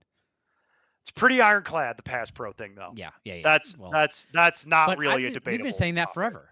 I mean, that's Yeah, the it's not reason really you a debate. have these well, not elite level, but these running backs that are back there more often than not, and the reason that we always say you need to wait on rookies is because they have to learn the playbook and learn pass pro. Like, Yeah, and if they and can't, then Henderson they're done. Like they'll and be Henderson spot is starts. too Whittle. He's just Whittle. Like, and he can't stand in there and chip a linebacker that's barreling down on him. Like, it just doesn't work. Well, that's also Like, why that's I thought Charbonnet was going to be so much better than Walker. Is because when it comes to pass pro, Charbonnet. Yeah, he's great at it. But the problem is that Charbonnet is not the between the tackles runner that Walker is. He's old school. He's your dad's football. He's got, if they would let him wear the big pads, he would wear the big pads, Jason. That's what Walker is. And they do, that's the thing. They complement each other very well. and So it's like super annoying when it comes to fantasy. it's very annoying. Like, it is extremely annoying because it's a really good real football thing that the Seahawks have. It's just really irritating for fantasy. But Ramondre is going to be a flex RB all year for this reason. And he's never going to. Hunt. Yep. Kareem Hunt's going to be a flex all year. We talked about Pacheco being droppable. Boy, does that just keep getting better? That's aging like wine, that conversation. But yeah, there are guys that they're just going to be out there because they're just superior in pass protection to their counterparts. And it's just going to be frustrating. It's just how it is. But they need, real NFL teams need pass pro. So that's what I've noticed. It's something that people on the internet have been getting very upset about. Well, they can't seem to grasp it all it's year. Difficult. They just don't. Yeah, they just don't seem to grasp. Like, why do they keep giving Ramondre Stevenson opportunities? Why does he keeps fumbling and then they keep putting him out there? And I'm like, because he's the only one. He will take the hit and he will stop the guy from hitting your quarterback. He's the only one that can pass protect. Yeah. Gibson has never been able to pass protect, even when he was healthy, like ever at any point in his career. He's never been able to pass pro. And Henderson is like, he's little and he's a rookie, and real talk, they don't give a crap about Ramondre Stevenson. If Ramondre Stevenson got hurt tomorrow, they'd be the Jeremy Clarkson Top Gear meme. Oh no! Anyway, like, that would be the Patriots act. They don't care about him, but they need a body that can be like a serviceable NFL running back and is good in pass protection. And that's why he gets to stay. And that's why he keeps getting opportunities. And that's why they keep doing this. It's not fun, but that's the way that it is. All right. Speaking about messing backfields, M. Gonzalez, I want to see Harvey and Tootin out there. They're languishing on my bench. Can't start them, can't drop them. You're correct. You can't. Yeah, you can't do anything. Eventually, J.K. Dobbins will wear down. Yeah, but Tootin, you're, again, unfortunately waiting for an injury. You could try, and this might be a good time to try and trade them to the guy who rosters Etienne or rosters Dobbins and get an upgrade that you could actually use, but you have to likely throw something else into it, and don't like that. Yeah, nothing you could. You're kind of stuck right there. My ambitious ad. Azarida. All right, sure. I'm down Kittle, full PPR. Evan Ingram or Jawan Johnson. This is another thing that people didn't quite understand. So I'm going to bring it up because Jawan is injured. Yeah, he's hurt. He's and playing that's the through only it. reason that he's struggling, honestly, I think. He's because playing through an injury. his snaps are fine. He's got it's his ankle is the Yeah. problem. So when it comes to getting open, he can't pivot and catch a ball and fall down. It's making it very difficult to plant. So for the record, I have Juwan at 18 and I have Evan Ingram at 19 because they both have problems. One of them is in a fight with his coach, and his coach is Sean Payton. How does that historically go? not great. I'd probably play Ingram just based on the idea that Juwan is hurt. Yeah. And he's trying to play through it. And Should Ingram just is healthy. Should just take a break, but oh well. Probably play Ingram there. You know what? Just because You one wrong move by Johnson and he's done for the day is the thing. And that's the risk. You should stick around for tight end roulette, or go back and see the other tight ends that we talked about, like We'll do tight end roulette Tonjes here and all that shortly. good stuff too. We only have a few more questions, and I want to move this forward. So, Tamara wants to know, what about Shepard, Zacchaeus, Boutte, or Booty, or however they want to pronounce that. Booty. They keep changing how they want to pronounce that. Or Leggett to pick up currently. Ooh. Nope. Her current starter is Demarcus Robinson. Okay, you can just cut Demarcus Robinson. You don't even need Demarcus Robinson. Any of these? I would prefer literally any of these to Demarcus Robinson. I'll give you my order. It's Booty. Yep. Shepard. Oh. Okay. I was going Zacchaeus. Yeah. I'm not a big Zacchaeus like, fan. You don't like Alameda? No, I don't. Because I've seen him too play many football. times. I've been blessed with the gift of sight. I've been blessed with the gift of sight, and I've unfortunately watched him have to play football. So, not a fan. Where do I even have Zacchaeus? Yeah, it's probably Booty. Is where we're gonna go with Booty. If Booty's there, I'd pick him up and play him. Yeah, I got Zacchaeus at 74, so we're not playing Zacchaeus. Should look for the ones I Coker. I like Booty. Just both the player and Flip that. fill in the blank. So there you go. Play that, because we covered it earlier. Everybody else on that team is still hurt. So he's the only healthy option, and he made it look easy last week. Also, Isaiah Bond, maybe, if that's somebody else who could potentially be available. Yeah, but you only have the one roster spot, it sounds like. So yeah, of those, I'd say it's Booty, and then there's a bit of a drop. I'm not as interested in Leggett with Coker coming back. Yep. I don't see how that's going to work with a target distribution. And then Olamide Zacchaeus, I'm just not interested. And then Shepard is interesting, but it's very temporary. Yeah. Big mess. Yeah, I would prefer we just it's really Agbuka and Godwin and White. So yeah, so I'd say Booty is the best choice here. That is also very temporary, but for a 1 week plug and play, that's the best name on this list by a considerable margin. Oh, Daniel's coming in strong here. I know you all hate Green Bay, but any thoughts on Watson coming back? Correct. I try not to think about Watson. Yep, it makes it just that much more of a mess. You see, I like Steve's response. He's the guy handing out the Gatorade on the sideline, so Watson being back will keep them all hydrated. I co-sign that statement. It's again, we've seen it over and over. More often than not, you don't know who's going to be any given week. You know who's going to be out there? Dobbs. Everybody else, you don't know. You don't know how long they're going to be out there. You don't know if they're going to see the targets. Dobbs is going to be the one consistent thing. And Josh I agree. Jacobs. Dobbs is the one thing that you could actually realistically count on.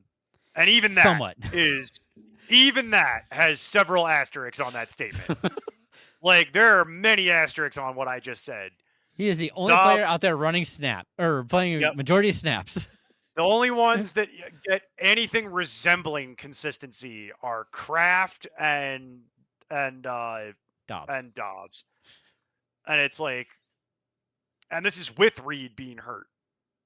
So like, it's already this much of a mess with Reed and without Watson, and now we're gonna re-add Watson to it, who I have never liked at any point in his career.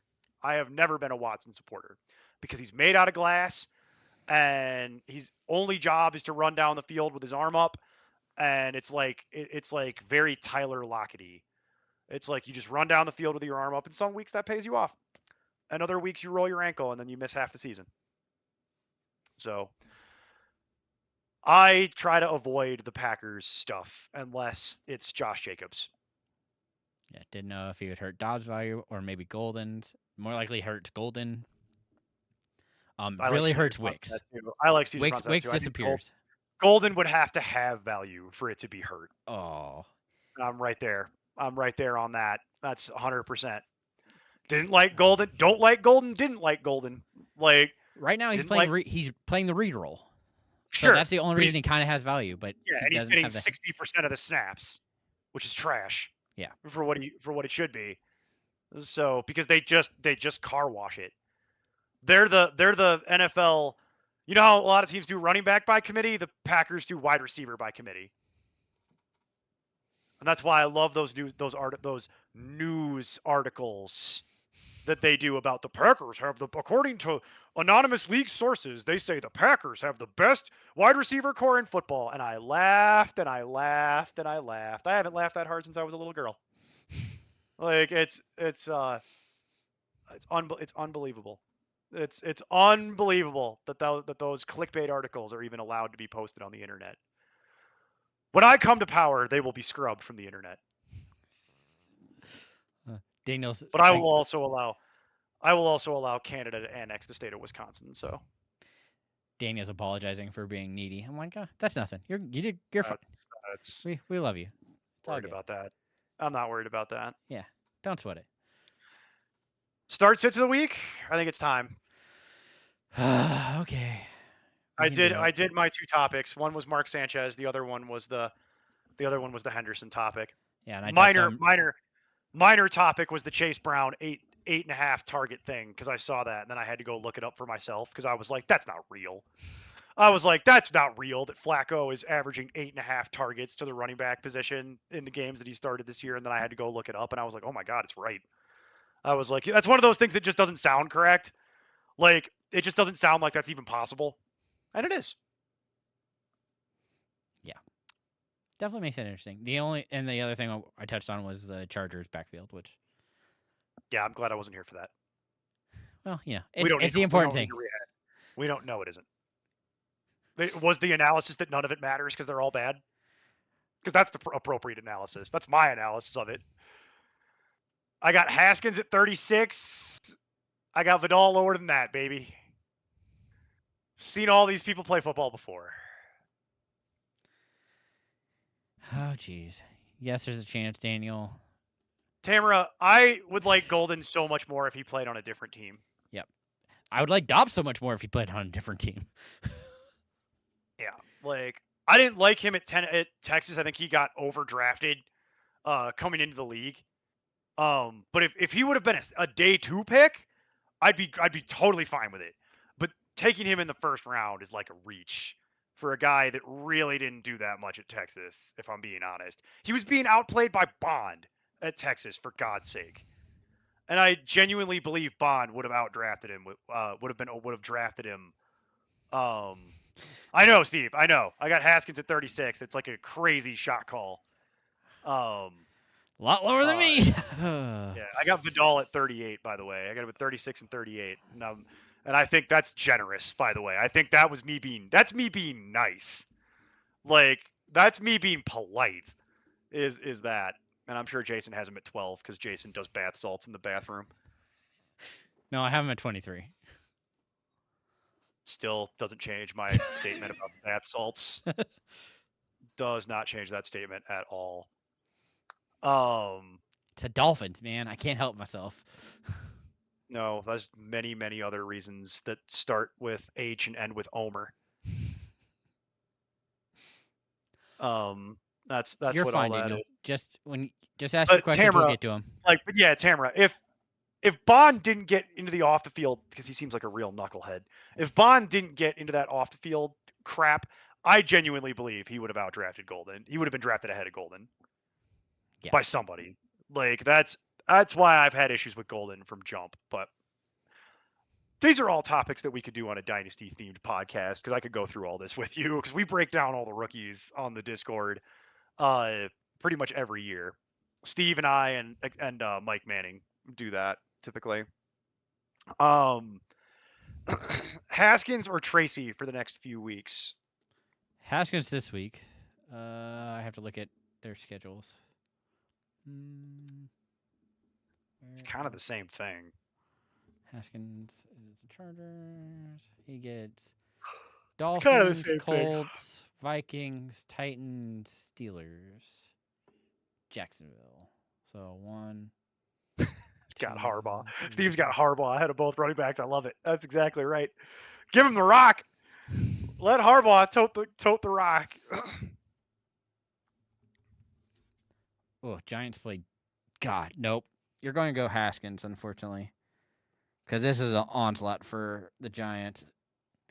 Eagles, Broncos, Eagles, 49ers. Wolf. Super emphasis on unfortunately. All right. That's brutal.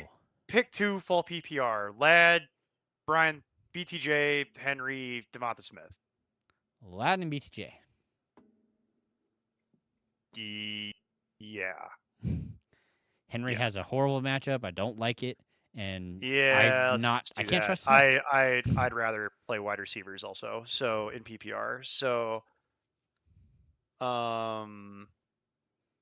Daniel Warren. I have Fields, Dak. Love Tracy Gainwell and Pacheco. Need to cut one. FY team will be featured on roster. Yeah. Yeah, I thought that was one of the teams. Pacheco. Yep. Yeah, it's Pacheco. Telling you that for a couple weeks now. Pacheco has you don't need to roster Pacheco. Pacheco will be there for you if you need to go pick him up again. Kamara and Sutton. Damn, Daniel. The way that is written is very confusing. Was offered. Okay. Was offered Kamara and Sutton. Or Pittman for Brees. I would take that. I'd probably take that too. I would prefer Pittman. I would prefer Pittman as well. Yeah, I would take it, and I would take Kamara and Pittman for it. I would probably try. That might be Kamara somewhat controversial. That might be somewhat controversial because Kamara has not been good. Yeah. But he's got enough running back depth that I'm willing to deal with this. Correct. And I'm assuming that he's doing this because of his wide receiver must be bad.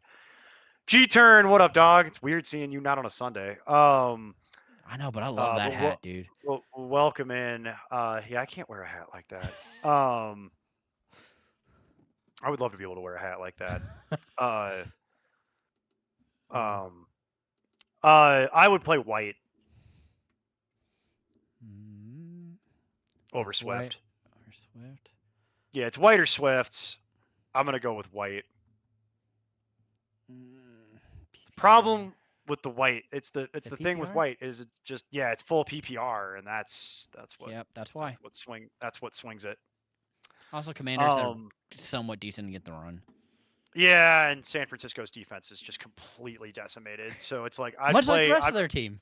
Yeah, I got White at 15 in PPR this week, and I got Swift at 21. So I don't think it's actually that close. Yeah. And then Chad wants to know, do you play JCM or Dottle? That's an interesting question. I bet you didn't think that. Boy, that's a weird one.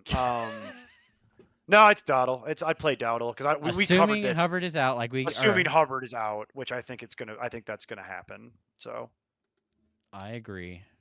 All right. Start sits of the week, Jason. Go for it. All right. Quarterback shouldn't be any surprise. It's Sam Darnold versus Jacksonville. Love the matchup. Think he's been on a roll. Another time that this could actually, Jacksonville's coming alive. They actually can throw the ball.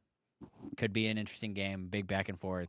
I Planning on it. agree with that. That is a good choice. Like I said earlier, as an aside, I recommended Darnold earlier, and he Did that seems last to week, and it be worked out pretty figuring- nicely. Seems to be figuring it out, and I will tell you, I have a backup to that, which I know is not going to be as attractive, but the backup is Bryce Young, specifically because he's playing the Cowboys. Yep.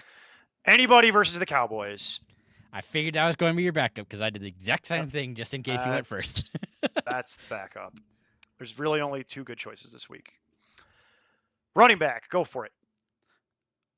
Also, shouldn't be surprised. Hassan Haskins versus Miami.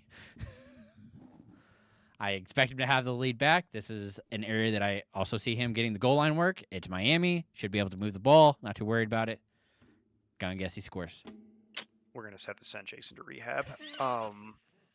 If you'd like to donate, Well, the to, reason I'm doing it is again because I don't think Vidal has it, and if you he's would like coming to from a practice donate squad. to the Kickstarter that we're going to be starting for Jason to go to rehab, it will be something like save a life at GoFundMe or something like that. That's what it's going to be, because the years of drug addiction have clearly taken their toll. Just a hater. God, no, with good reason in this case. 'Cause I have pure eyes. disappointment on Neil's face is what I live for. I have eyes that are not just painted on, and I've seen these people play football before. Even if you're right, could you live with yourself? Like it's like I'm going to have to. So everybody not else is taking the necessarily. swing on Vidal, and I don't see it. I don't understand why they think he's so much better. Because I've watched the tape too. Steve's seen that look of disappointment on my face a lot. We've known each other for a long time. It's just like, good lord, man. For me, it's Zach Charbonnet, because this is what it is. He's just gonna be there to vulture. Yep. But he just vultures enough to get double digits, and this week it's Jacksonville, and Jacksonville has been terrible against the opposing running backs this year. So I like Charbonnet this week. I think it's worth firing him up. I agree. I get that. Daniel Everhart trying to promote here my Mountain Dew addiction, but not a sponsor. All right. Who's your sit of the week? For which position? Captain Dew. It's running back, dog. What were we just doing? You didn't say quarterback. We didn't do a quarterback sit of the week. That's what I was asking. Oh wait, did we not? Oh, we might have skipped that. We might have skipped that. I'm trying to go too fast. We might have skipped that. It's all good. All right, do quarterback sit of the week first, quickly, briefly. You're gonna hate this. Jalen Hurts versus the Giants. I don't hate it as much as you would think. I don't think it's realistic. I know. I don't think it's gonna happen. But if of the teams, they aren't throwing a lot, and when they do, it hasn't been great. Not throwing at all. Yeah, they're not throwing at all. Like, for a good reason. A lot. Then when they throw a lot, they lose. Yeah, it's like they're not throwing at all. So, and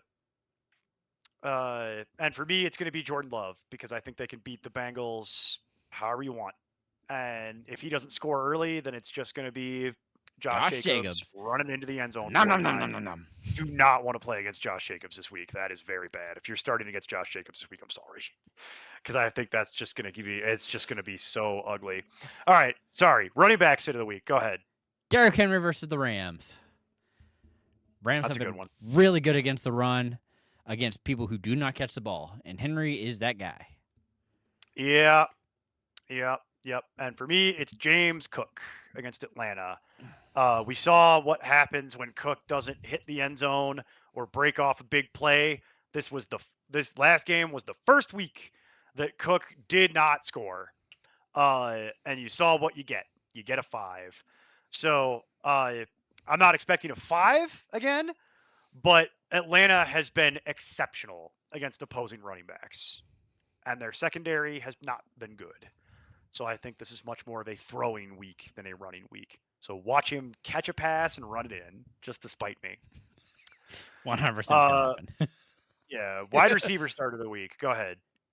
Should be pretty simple. Kendrick Bourne versus the Buccaneers. That secondary is bad, and right now Pearsall isn't playing. Does not look like Juwan Jennings is going to play. Not worried about Yeah, that's really the best one. it.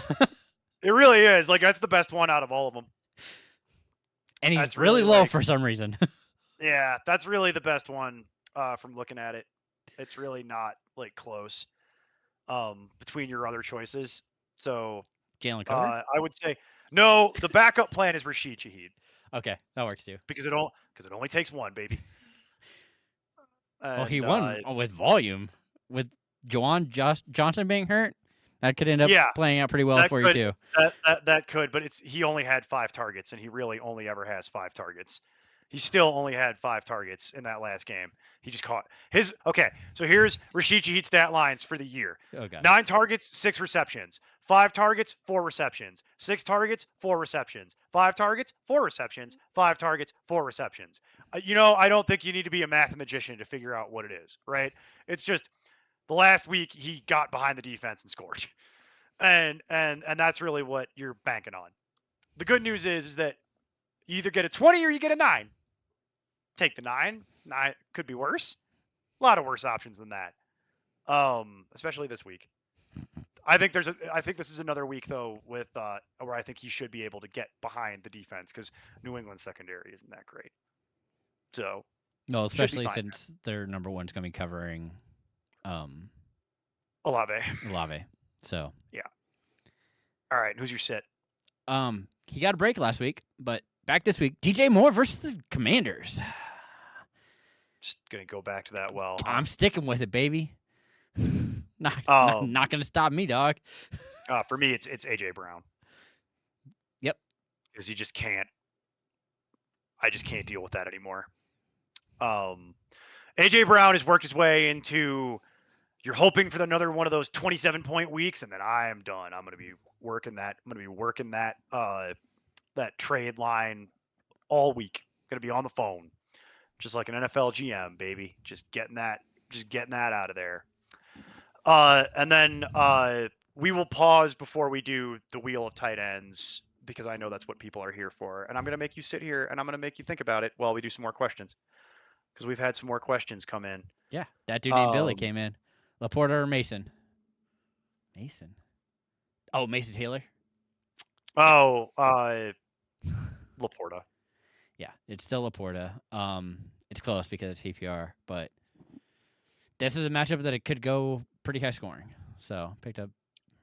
Oh, and then Pats over Rams and Raiders this week. Yes. No, I'll play the Rams. Yeah, I mean it's. I still The have them Rams, higher, but it's close with the the. Rams against Cooper Rush. Please yeah. and thank you. Like, Reason why I don't like Henry. yeah, when Cooper Rush turns the ball over 3 times, he'll thank me. Seaplane. Henry or My Carter? next choice, Oh. my next choice would actually probably be the Patriots, though. Of those, yeah. I'm pretty sure they touched on them all on Monday's show. So, but Seaplane, Hunter Henry, no, Derrick Henry or Michael Carter.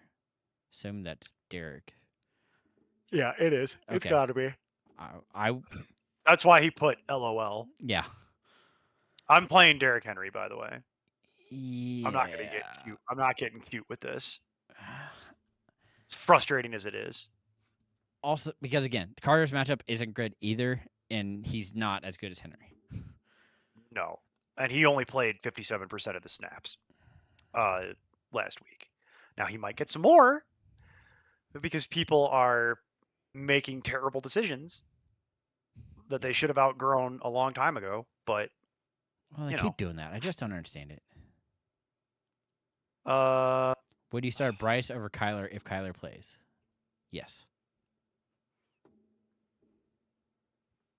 yes, but I don't think you're going to have that problem. Yeah, I'll be very curious to see how that works out. Okay, do you want to do these trade questions? Quickly, Daniel, the reason why Pittman is because Pittman has been The wide much receiver more one. consistent than Sutton. He's been much more consistent. And the way that offense with the Colts works at this point in time is they throw the ball to Michael Pittman and Warren, and those are the two consistent things. And then Taylor. Everything else is a maybe. Maybe they'll throw the ball to Josh Downs. They do that sometimes. Yeah. Maybe they'll throw the ball to the tight ends. They do that sometimes. The all the time things at this point are Pittman until he gets hurt. Whereas Sutton has been maddening because it's like he has had 5 games. 4 of them have been good, but one of them has been absolutely devastating, where he literally lost you the game. Whereas Pittman has been much more consistent. Pittman has only had one slightly below average game. Like one under double digits, right? It was like a 9.3 or something. It was an 8. Okay. But weirdly, it was the same game. It was the game where the Colts played the Broncos. That was both of those players. So yeah. But Pittman right now is out targeting Sutton. Hang on, I'm doing some math while I talk, which is always dangerous. Yeah, Pittman. They're getting comparable targets. It's just I would prefer Pittman because it's been more consistent. At this point, for what it's worth, Pittman is also younger, and I think that offense is working better. So I would prefer Pittman rest of season, not by a lot, by the way, but a little bit. Yeah, and then he has to drop one. I'm going to narrow it down to Hodgson, Wan'Dale, or Pearsall. We're doing this on roster resolution, right? I don't know. That's what he said. Oh, okay. This team's going to be on roster resolution. Yeah. Okay, then I'm not going to spend a whole lot more time on this. He's going to get his own. He's going to get his own bespoke video. You can just cut either one of the tight ends. Yeah. Cut either tight end because they're all replaceable. Nothing else I would cut. Right? Would you trade Henderson or Swift for Addison in half PPR? Depends on depth, but yeah, probably. Yeah, I don't know if you can, but no, I would do that. Absolutely. I would do that. I would especially do Henderson. Yeah, I would 100% do Henderson. That's not even close for me. I would trade Henderson for Addison and half point all day long. Swift is a little probably more real, but I would be less excited about giving up Swift for Addison. But if I could get Henderson off my team and be done with it and get Addison, oh baby, it's all I've ever wanted. At least in redraft. I mean, probably in Dynasty I'm assuming redraft for this. I want to do clarification because again, this is a redraft themed show. Yeah. I am assuming redraft unless you tell me otherwise. All right, Daniel Ward, pick 2. Allen, QJ, Montgomery, and Joku. Gonna be QJ and Montgomery for me. Yeah, it's definitely QJ. Yeah, QJ and that's. Hang on. You're welcome, Harry Killer. We got you.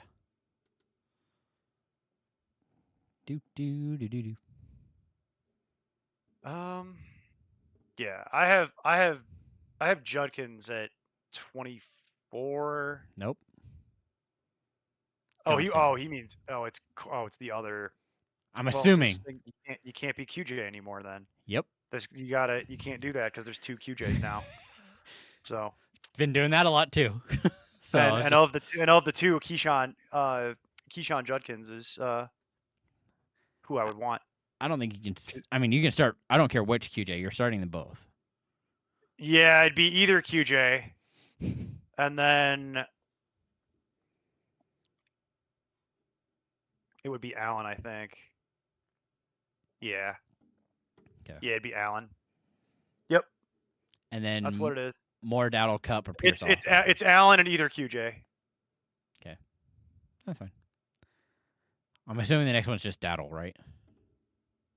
Oh yeah, Dowdle. Okay, that's an easy one. Good, figured, but all right. Setting his lineup: quarterback, wide receiver, 2 flex. Quarterback: Stafford, Baker. Ooh, that's good. I think I'm going Baker. Yeah, Baker. Wide receiver: Devontae, Judy, Franklin, Pearsall, McLaurin, Coleman. McLaurin's not playing. Yeah. I doubt he's playing. If he is playing, I'll play him. But give him my other Pearsall option. also is out already. Pearsall's sure. also probably not playing. So really, you're talking about. I mean, I'm probably going to play Smith, even though I don't want to. And I'm probably going to play Smith and Judy, even though I don't want to. Like, I don't want to play those guys, but Coleman is a no. Pearsall and McLaurin are probably not playing, and Franklin is way too inconsistent to be trusted. I was more curious about Gainwell. Well, that's it's one wide receiver and 2 flex, so I don't really trust Gainwell enough to do it consistently. Okay. To do anything. I was just offering it as an option because I was like, I'm sure that's going to be something I hear a lot on Sunday. Is Gainwell? Yeah, probably. You'll probably hear about Goddard a fair amount too, but.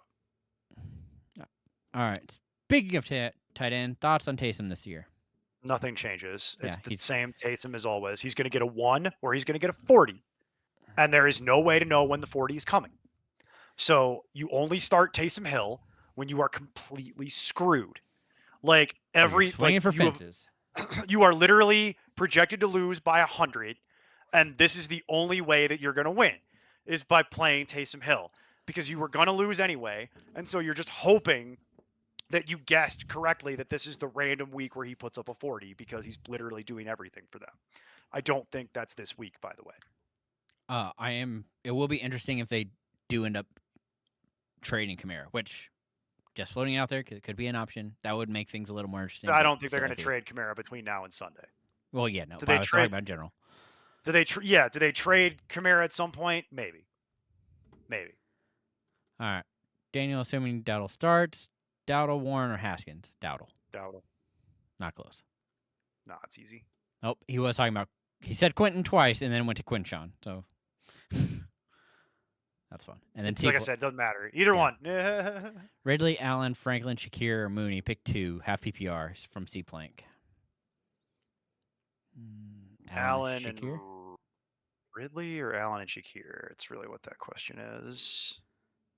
Who do the Titans play? I have the Raiders. Oh God. I don't want to play Calvin Ridley in that. Oh, I don't want to play either of them. Yeah, not great. I'm surprised that Buffalo is only a 3.5 point favorite. I will probably think about this all week if I was you, because that is like the difference between Shakir and Ridley is like right there. It's literally right there. I think I'm going volume. I think I'm going volume too. I think I'm gonna play Shakir. I don't feel good about that though. I don't feel good about either of those two choices. It's a mess. It's Franklin, but like I'm not playing Franklin and I'm not playing Mooney. It's literally it's a literal coin flip between Ridley and Shakir. There's like no way to know that. It's so freaking close.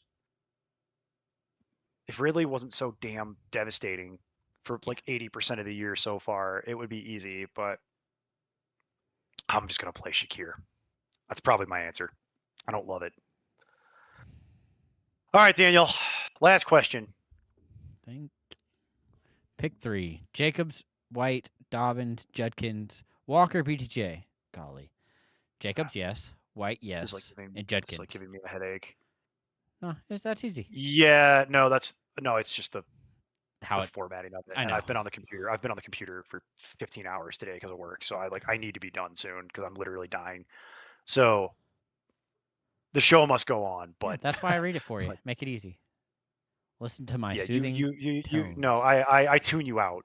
Like I have to read it for myself because I just tune you out after years of listening to you. It's just white noise at this point. Like my brain just filters you out. Like that's, oh God damn it. Hey, C Plank. Don't care. Oi. No, it does matter. He's got Lad McConkey too. Oi. Yeah, you're still playing Allen. Allen was the lock. Yeah, you're still playing Allen. This gets you off the hook from having to play Ridley or Shakir. Is all that does. And you're lucky. Well, no, I think he's already playing him. I think then I actually go Mooney. 'Cause I know that team's gonna have to throw. I'm gonna read it as it says. The way he did this is like confusing. So it's like, okay, if you have Ladd and you're saying that we are picking two, I'm picking Ladd and Allen, and I will start both of the Chargers. As much as I don't want to, Risky. I don't want to do that, but I prefer that over my other options. That's how little. Already All right, playing. he's already playing Ladd. Okay, fine. Then play. You're still playing Allen. It doesn't matter in Yep. this case. Your other options are not good enough to. We're risking it for the biscuit, baby. And now we're back to Daniel. Daniel, yeah, you're sitting Dobbins off the first three. Sitting Dobbins, Walker, and BTJ. How is this your team? I guess it does kind of make sense because Rachaad White was later. Dobbins was later. Jacobs was probably his first pick. Yeah, I'm playing Jacobs because you can't bench Jacobs this week. White's going to have the whole job to himself again, and we saw what that's like. And then Judkins has been too good to sit. So yeah, you're sitting Dobbins, you're sitting Walker, and you're sitting BTJ. Okay, Kyler or Darnold? I love how it's half point PPR for a quarterback question. I know. You get He the does show. it every time. You get the show, sir. Darnold, because I'm not Darnold. playing questionable Kyler. Half PPR pick 2, T. Higgins, Kendrick Bourne, Ridley, Henderson, and Tucker. Bourne. Yep. Because he's all by him. It's Bourne and Higgins, I think. Yeah, I'm gonna do that. It's Bourne and Higgins. I don't feel good. I feel good about one of those. I don't feel so good about your second choice. I'm going Bourne and Tucker. Might as well do the full swing. Because Bowers is likely out. I'm going to assume the volume's there. I cannot stand Tucker. I know. Good. It's just not Me, good. I don't like it either, but I got to see what Higgins is first with Flacco.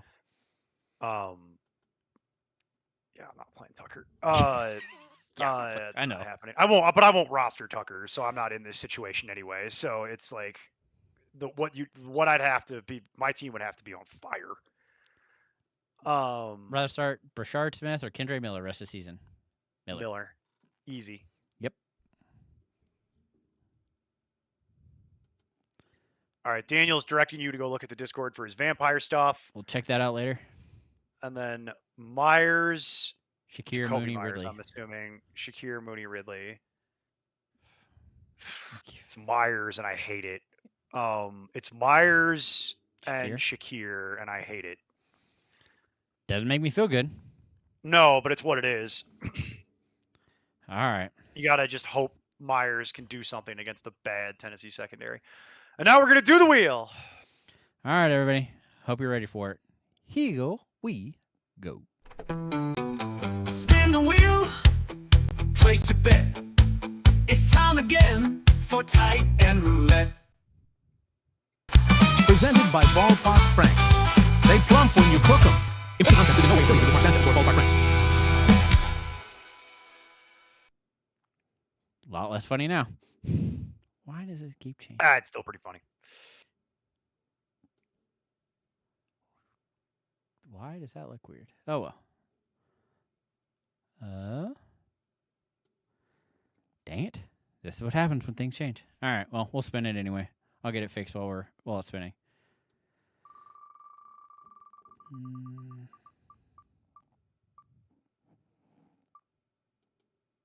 That makes it a little better. Thoughts on A.J. Barner? A.J. Barner is one of my, sneaky, starts for this week. If you look at Barner, the last 2 weeks, he has played over 80% of the snaps. So you like that. Is he going to score 2 touchdowns again? No. No. However, they are making a concerted effort to get him the ball. And with them having to throw more, they are targeting Barner. So I'm not expecting 24 again, but I think 12 is absolutely on the table. And when you're down this low and tight end is a dumpster fire and they're dropping like flies, like now Strange is on IR, So that's one less name in the pool for you. I think Barner has merited some attention coming off of a 7-target performance, and especially against Jacksonville. So I am okay to pick up and play Barner. For example, some of these people that have been asking us questions tonight, where they're asking about like, do you play Mayer? If you need a Brock Bowers replacement, this is a pretty decent Brock Bowers replacement. There are a few I like better, but this is a good one. So I'm okay. I'm okay with this with AJ Barner. Remember when everybody got all out of control about Elijah Arroyo? And I was like, yo, you don't know anything about what that's going to be. And they're like, they keep talking him up. And I'm like, yeah, well, they talk up all their guys they drafted. And now like he's like Arroyo plays 40% of the snaps and Barner plays 80. Something to think about. Well, now the wheel completely disappeared. Way Next- to go. Yep. Next one is going to be, unfortunately, Kyle Pitts. I try not to think about Kyle Pitts. Angry's up the blood. Where do I have Kyle Pitts? I have Kyle Pitts at 13 this week. He's pretty much at 13 every week for me. It doesn't change much. And even that is largely just due to like he had an 18 before the bye against Washington, but I'm not convinced that that is repeatable. I like him more than AJ Barner, but that's like not saying much considering AJ Barner is like a flyer. He's like a 1 week spot start, maybe you get lucky type of deal, whereas Pitts is something you had to draft and invest capital in. So try not to think about it as much as possible. Really don't. I don't have any Pitts shares for this reason because I just don't want the headache. There's pretty much always something that I can get in the draft that prevents me from having to deal with this problem. All right, next one. Let's see.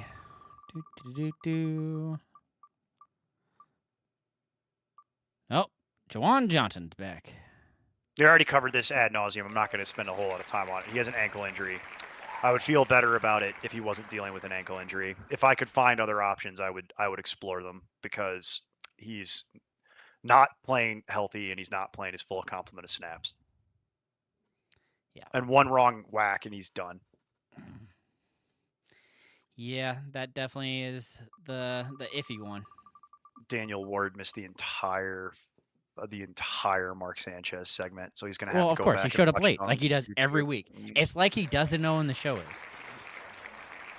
Next one is Jake Tonjes, which we also kind of covered. We already covered that. I like Tonjes more than Barner. Tonjes is like my flyer. He'd be like my flyer of the week. He'd be like, it's either him or it's Theo Johnson. Of the things that you could actually pick up, the order of the things I would want to pick up for this week are Tonjes, Johnson, and Barner. Those are the three names that I'm interested in. Tonjes has been really good. They've been trusting him more, and they got no other choice. They got no other options.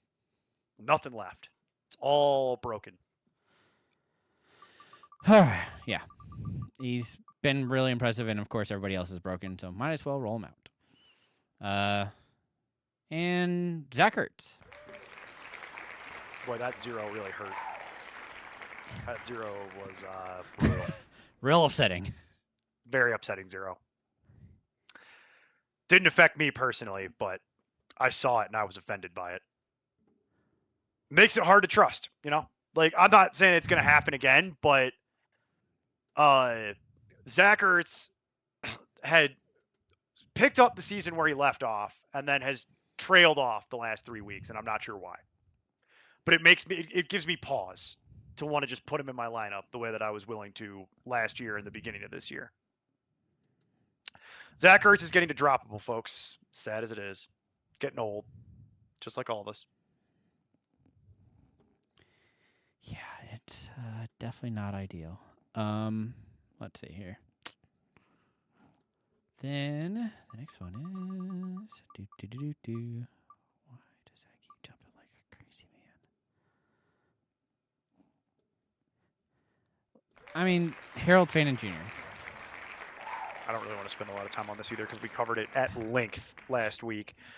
We wanted to see what Gabriel was going to do. And he was targeting the tight ends just like a rookie quarterback should. It's just David Njoku kind of got resurrected from the dead a little bit. He kind of got, but Harold Fannin still had double digits. He still finished with 11 points in PPR. He played 80% of the snaps. Like, I've got Fannin just outside of starter range. The problem is that now we're back to their sharing that job. And they both have value. It's just going to be a question every week of who scores. Yep. And the last one is another name we kind of touched on lightly. Theo Johnson. Yeah, like I said, he's one of my 3 that I'm recommending for this week. It's Johnson, Tonjes, Barner. You decide on the order. Like, those are the 3 names that I like for streaming tight end. Yep. For this week. We agree. All right. Hey, Gonzalez, speaking of charge wide receiver, I can't believe Quentin Johnson lost his mannequin hand. Well, we talked about that last week too, right? That was like the movie Mannequin? Well, I'm guessing because he just couldn't catch anything. Yeah, I know what he means. I'm just saying. Broomstick hand? It could be like the movie Mannequin. You ever seen that movie, Jason? It's deeply, deeply cringe. Yeah. Deeply cringe enterprise, that movie. Daniel, I'm not going to answer this question on principle because you said it was your last question, and this is a kicker question. So Jason can answer it, but I refuse. I will, but first I'm going to get us out of the tight end roulette segment. So here you go. Enjoy the commercial one more time, and we'll be back to answer your question. Okay. Wait, you don't like that? You're already doing Spin it. the wheel, place your bet. It's time again for tight end roulette. Presented by Ballpark Franks. They plump when you cook them. Important content is in no way affiliated with Mark Sanchez or Ballpark Franks. They plump when you cook them. Sorry. Ballpark Prison Franks. They plump in the shower. All right, of them, I'm going to probably actually. He go ain't with going Little. to jail. Y'all are being babies. He ain't going to jail. They don't send people with the amount of money Mark Sanchez has to freaking jail. That man will get a plea deal. He will pay this shit off like every rich person does, and he will get an ankle monitor, and he will go on house arrest at his mansion. You really think Mark Sanchez is going to actually do time? Like, no. Come on, man. This is America. Like, please. Yeah, hot dogs. Mark Sanchez will never see the inside of a jail cell. That's not going to happen.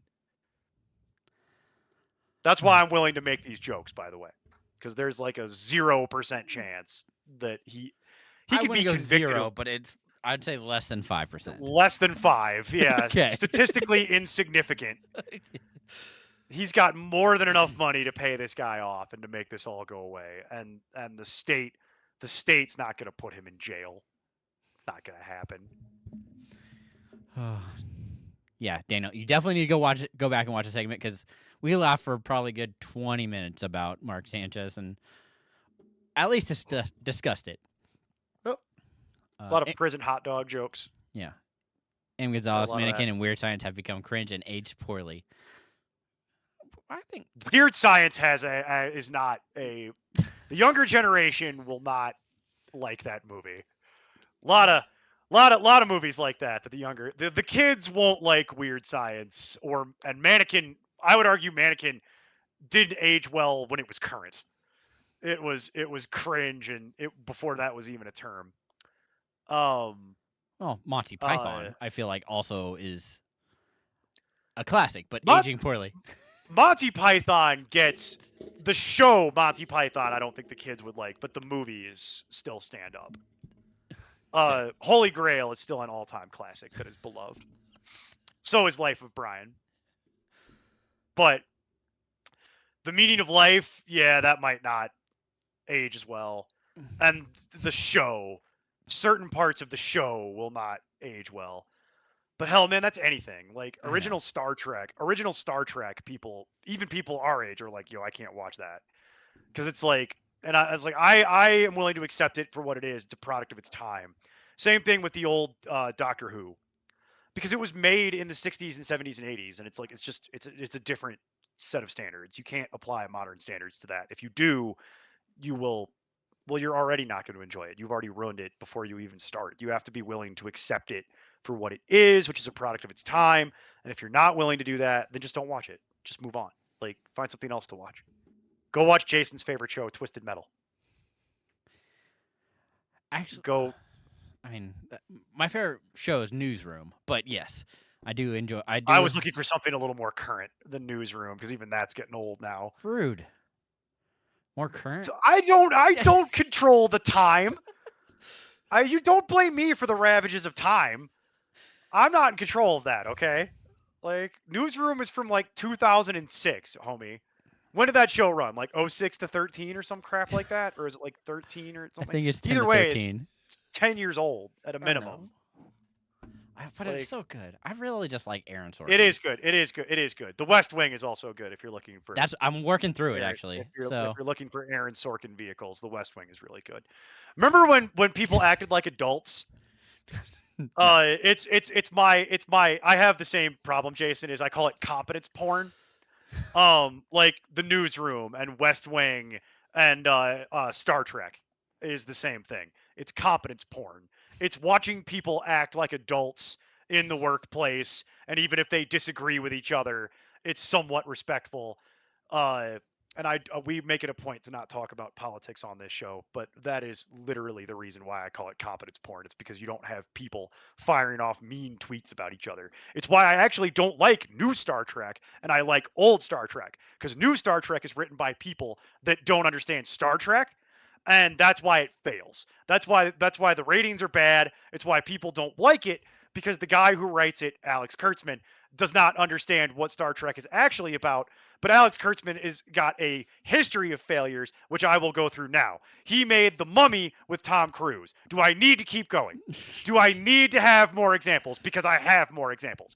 I could go on for days about this topic, but that's why when the third season of Star Trek Picard was written by someone else, it was actually fun and enjoyable, and it made sense because the characters interacted with each other in a way that made sense, as opposed to all the Kurtzman crap where he doesn't understand how the characters are supposed to react because Kurtzman's never actually watched Star Trek. He just watched the movies from the 90s. I could keep going. I could do this all day. Like, I do not like that man. we have to adjust though, because this is a serious question. Angela and I rotate movie picks every night. What horror movie should I make her watch? Ooh, you want a good horror movie or a bad horror movie? That's where I was going to, because I have that's a very recommendations big for both. distinction of what you're looking for. If you want a bad horror movie, Thanksgiving. If you want a good horror movie, what kind of horror movie? Do you like jump scare movies or do you like good horror movies? He just Yeah, I says said it. scary movies, so that makes No, I it a know. little That's why I'm tougher. asking for distinctions, because there are good horror movies and there are jump scare horror movies that I do not define as good. Yeah, so if you're One of the looking best for horror. a Go jump ahead. scare, Yeah, I'll go to Hush. you for that because I don't watch. Hush is probably one of my favorite scary movies. It is not about bad. a deaf girl who lives in the woods by herself, Yeah, I've seen that movie. and It's all is right. fantastic. It's all right. It's got its moments. Well, for It's a jump little scares, jump like that's scary like for me. Yeah. If that's what you're looking for, that is like. he said both. But like I hate those Annabelle movies. Like all that crap. Like that's such Yeah. schlock. It's not good. The Nun. Like it's so bad. Like if you want like good horror, like I got several horror movie recommendations. If you want a bad horror movie like that's fun, Thanksgiving. yeah, Thank me later. Thank me later. Movie's great. It's funny. It's gross. Not really scary. It's kind of scary. I don't know if Angela will like it, but I don't know what Angela's tastes are. But like if you want good horror movies, there's all the classics. There's like The Shining, The Exorcist. If you want something more modern, I think my favorite horror movie is The Witch, which is it's Robert Eggers' like first movie. It was shot in 2015. It is shot in Middle English. Hmm. So if that is a deal breaker, I am warning you. It is shot in Middle English, but if you can guess how that movie ends, I'll Venmo you $5. That's my pledge to you. If you can guess how that movie ends, I will Venmo you $5. It is the premise of the movie is that the reason why it's in Middle English is it makes sense. It's in colonial America, like 1700s America, and it's this group of people that live on a farm in the wilderness, and a bunch of weird shit starts to happen, and a baby disappears, and the question becomes what happened to the baby, and was it witchcraft, and is the devil involved? And if you can guess how the movie ends, I will give you $5. Like, you got to be able to guess it, and have some decorum around this. But I was not expecting that movie to end how it ended, and that is rare for me because I'm usually the person that guesses the ending of the movie, and it annoys people that I know. But that movie was excellent. It is. I liked it a lot. You have any other ones, Jason? If you're looking for a bad one, I watched it recently. Y2K. I don't think I've seen that. Doesn't sound familiar. It's awfully horrible. It's only 90 minutes, but it's about thrown back clearly to Y2K, except for all the electronics tried to kill you. Oh God. Okay, that sounds pretty good. Actually, I'm gonna have to check. 2024 just Sounds came like my out. I'm cup trying of to. tea. I have to look up who the actors are. Give me a second. Sounds truly awful. That sounds. it's- That sounds. It's interesting. Could be a fun time. Jane Martell, Rachel Zegler, and Julian Are you gonna Dennison. answer Daniel's rest of season kicker question? By the way. I did. I said little. Oh, okay. Before we started good. all this, I was like Okay, good. little, Good, and good, then good. I immediately pivoted into scary movies because that was much. All right. It's more fun. Yeah.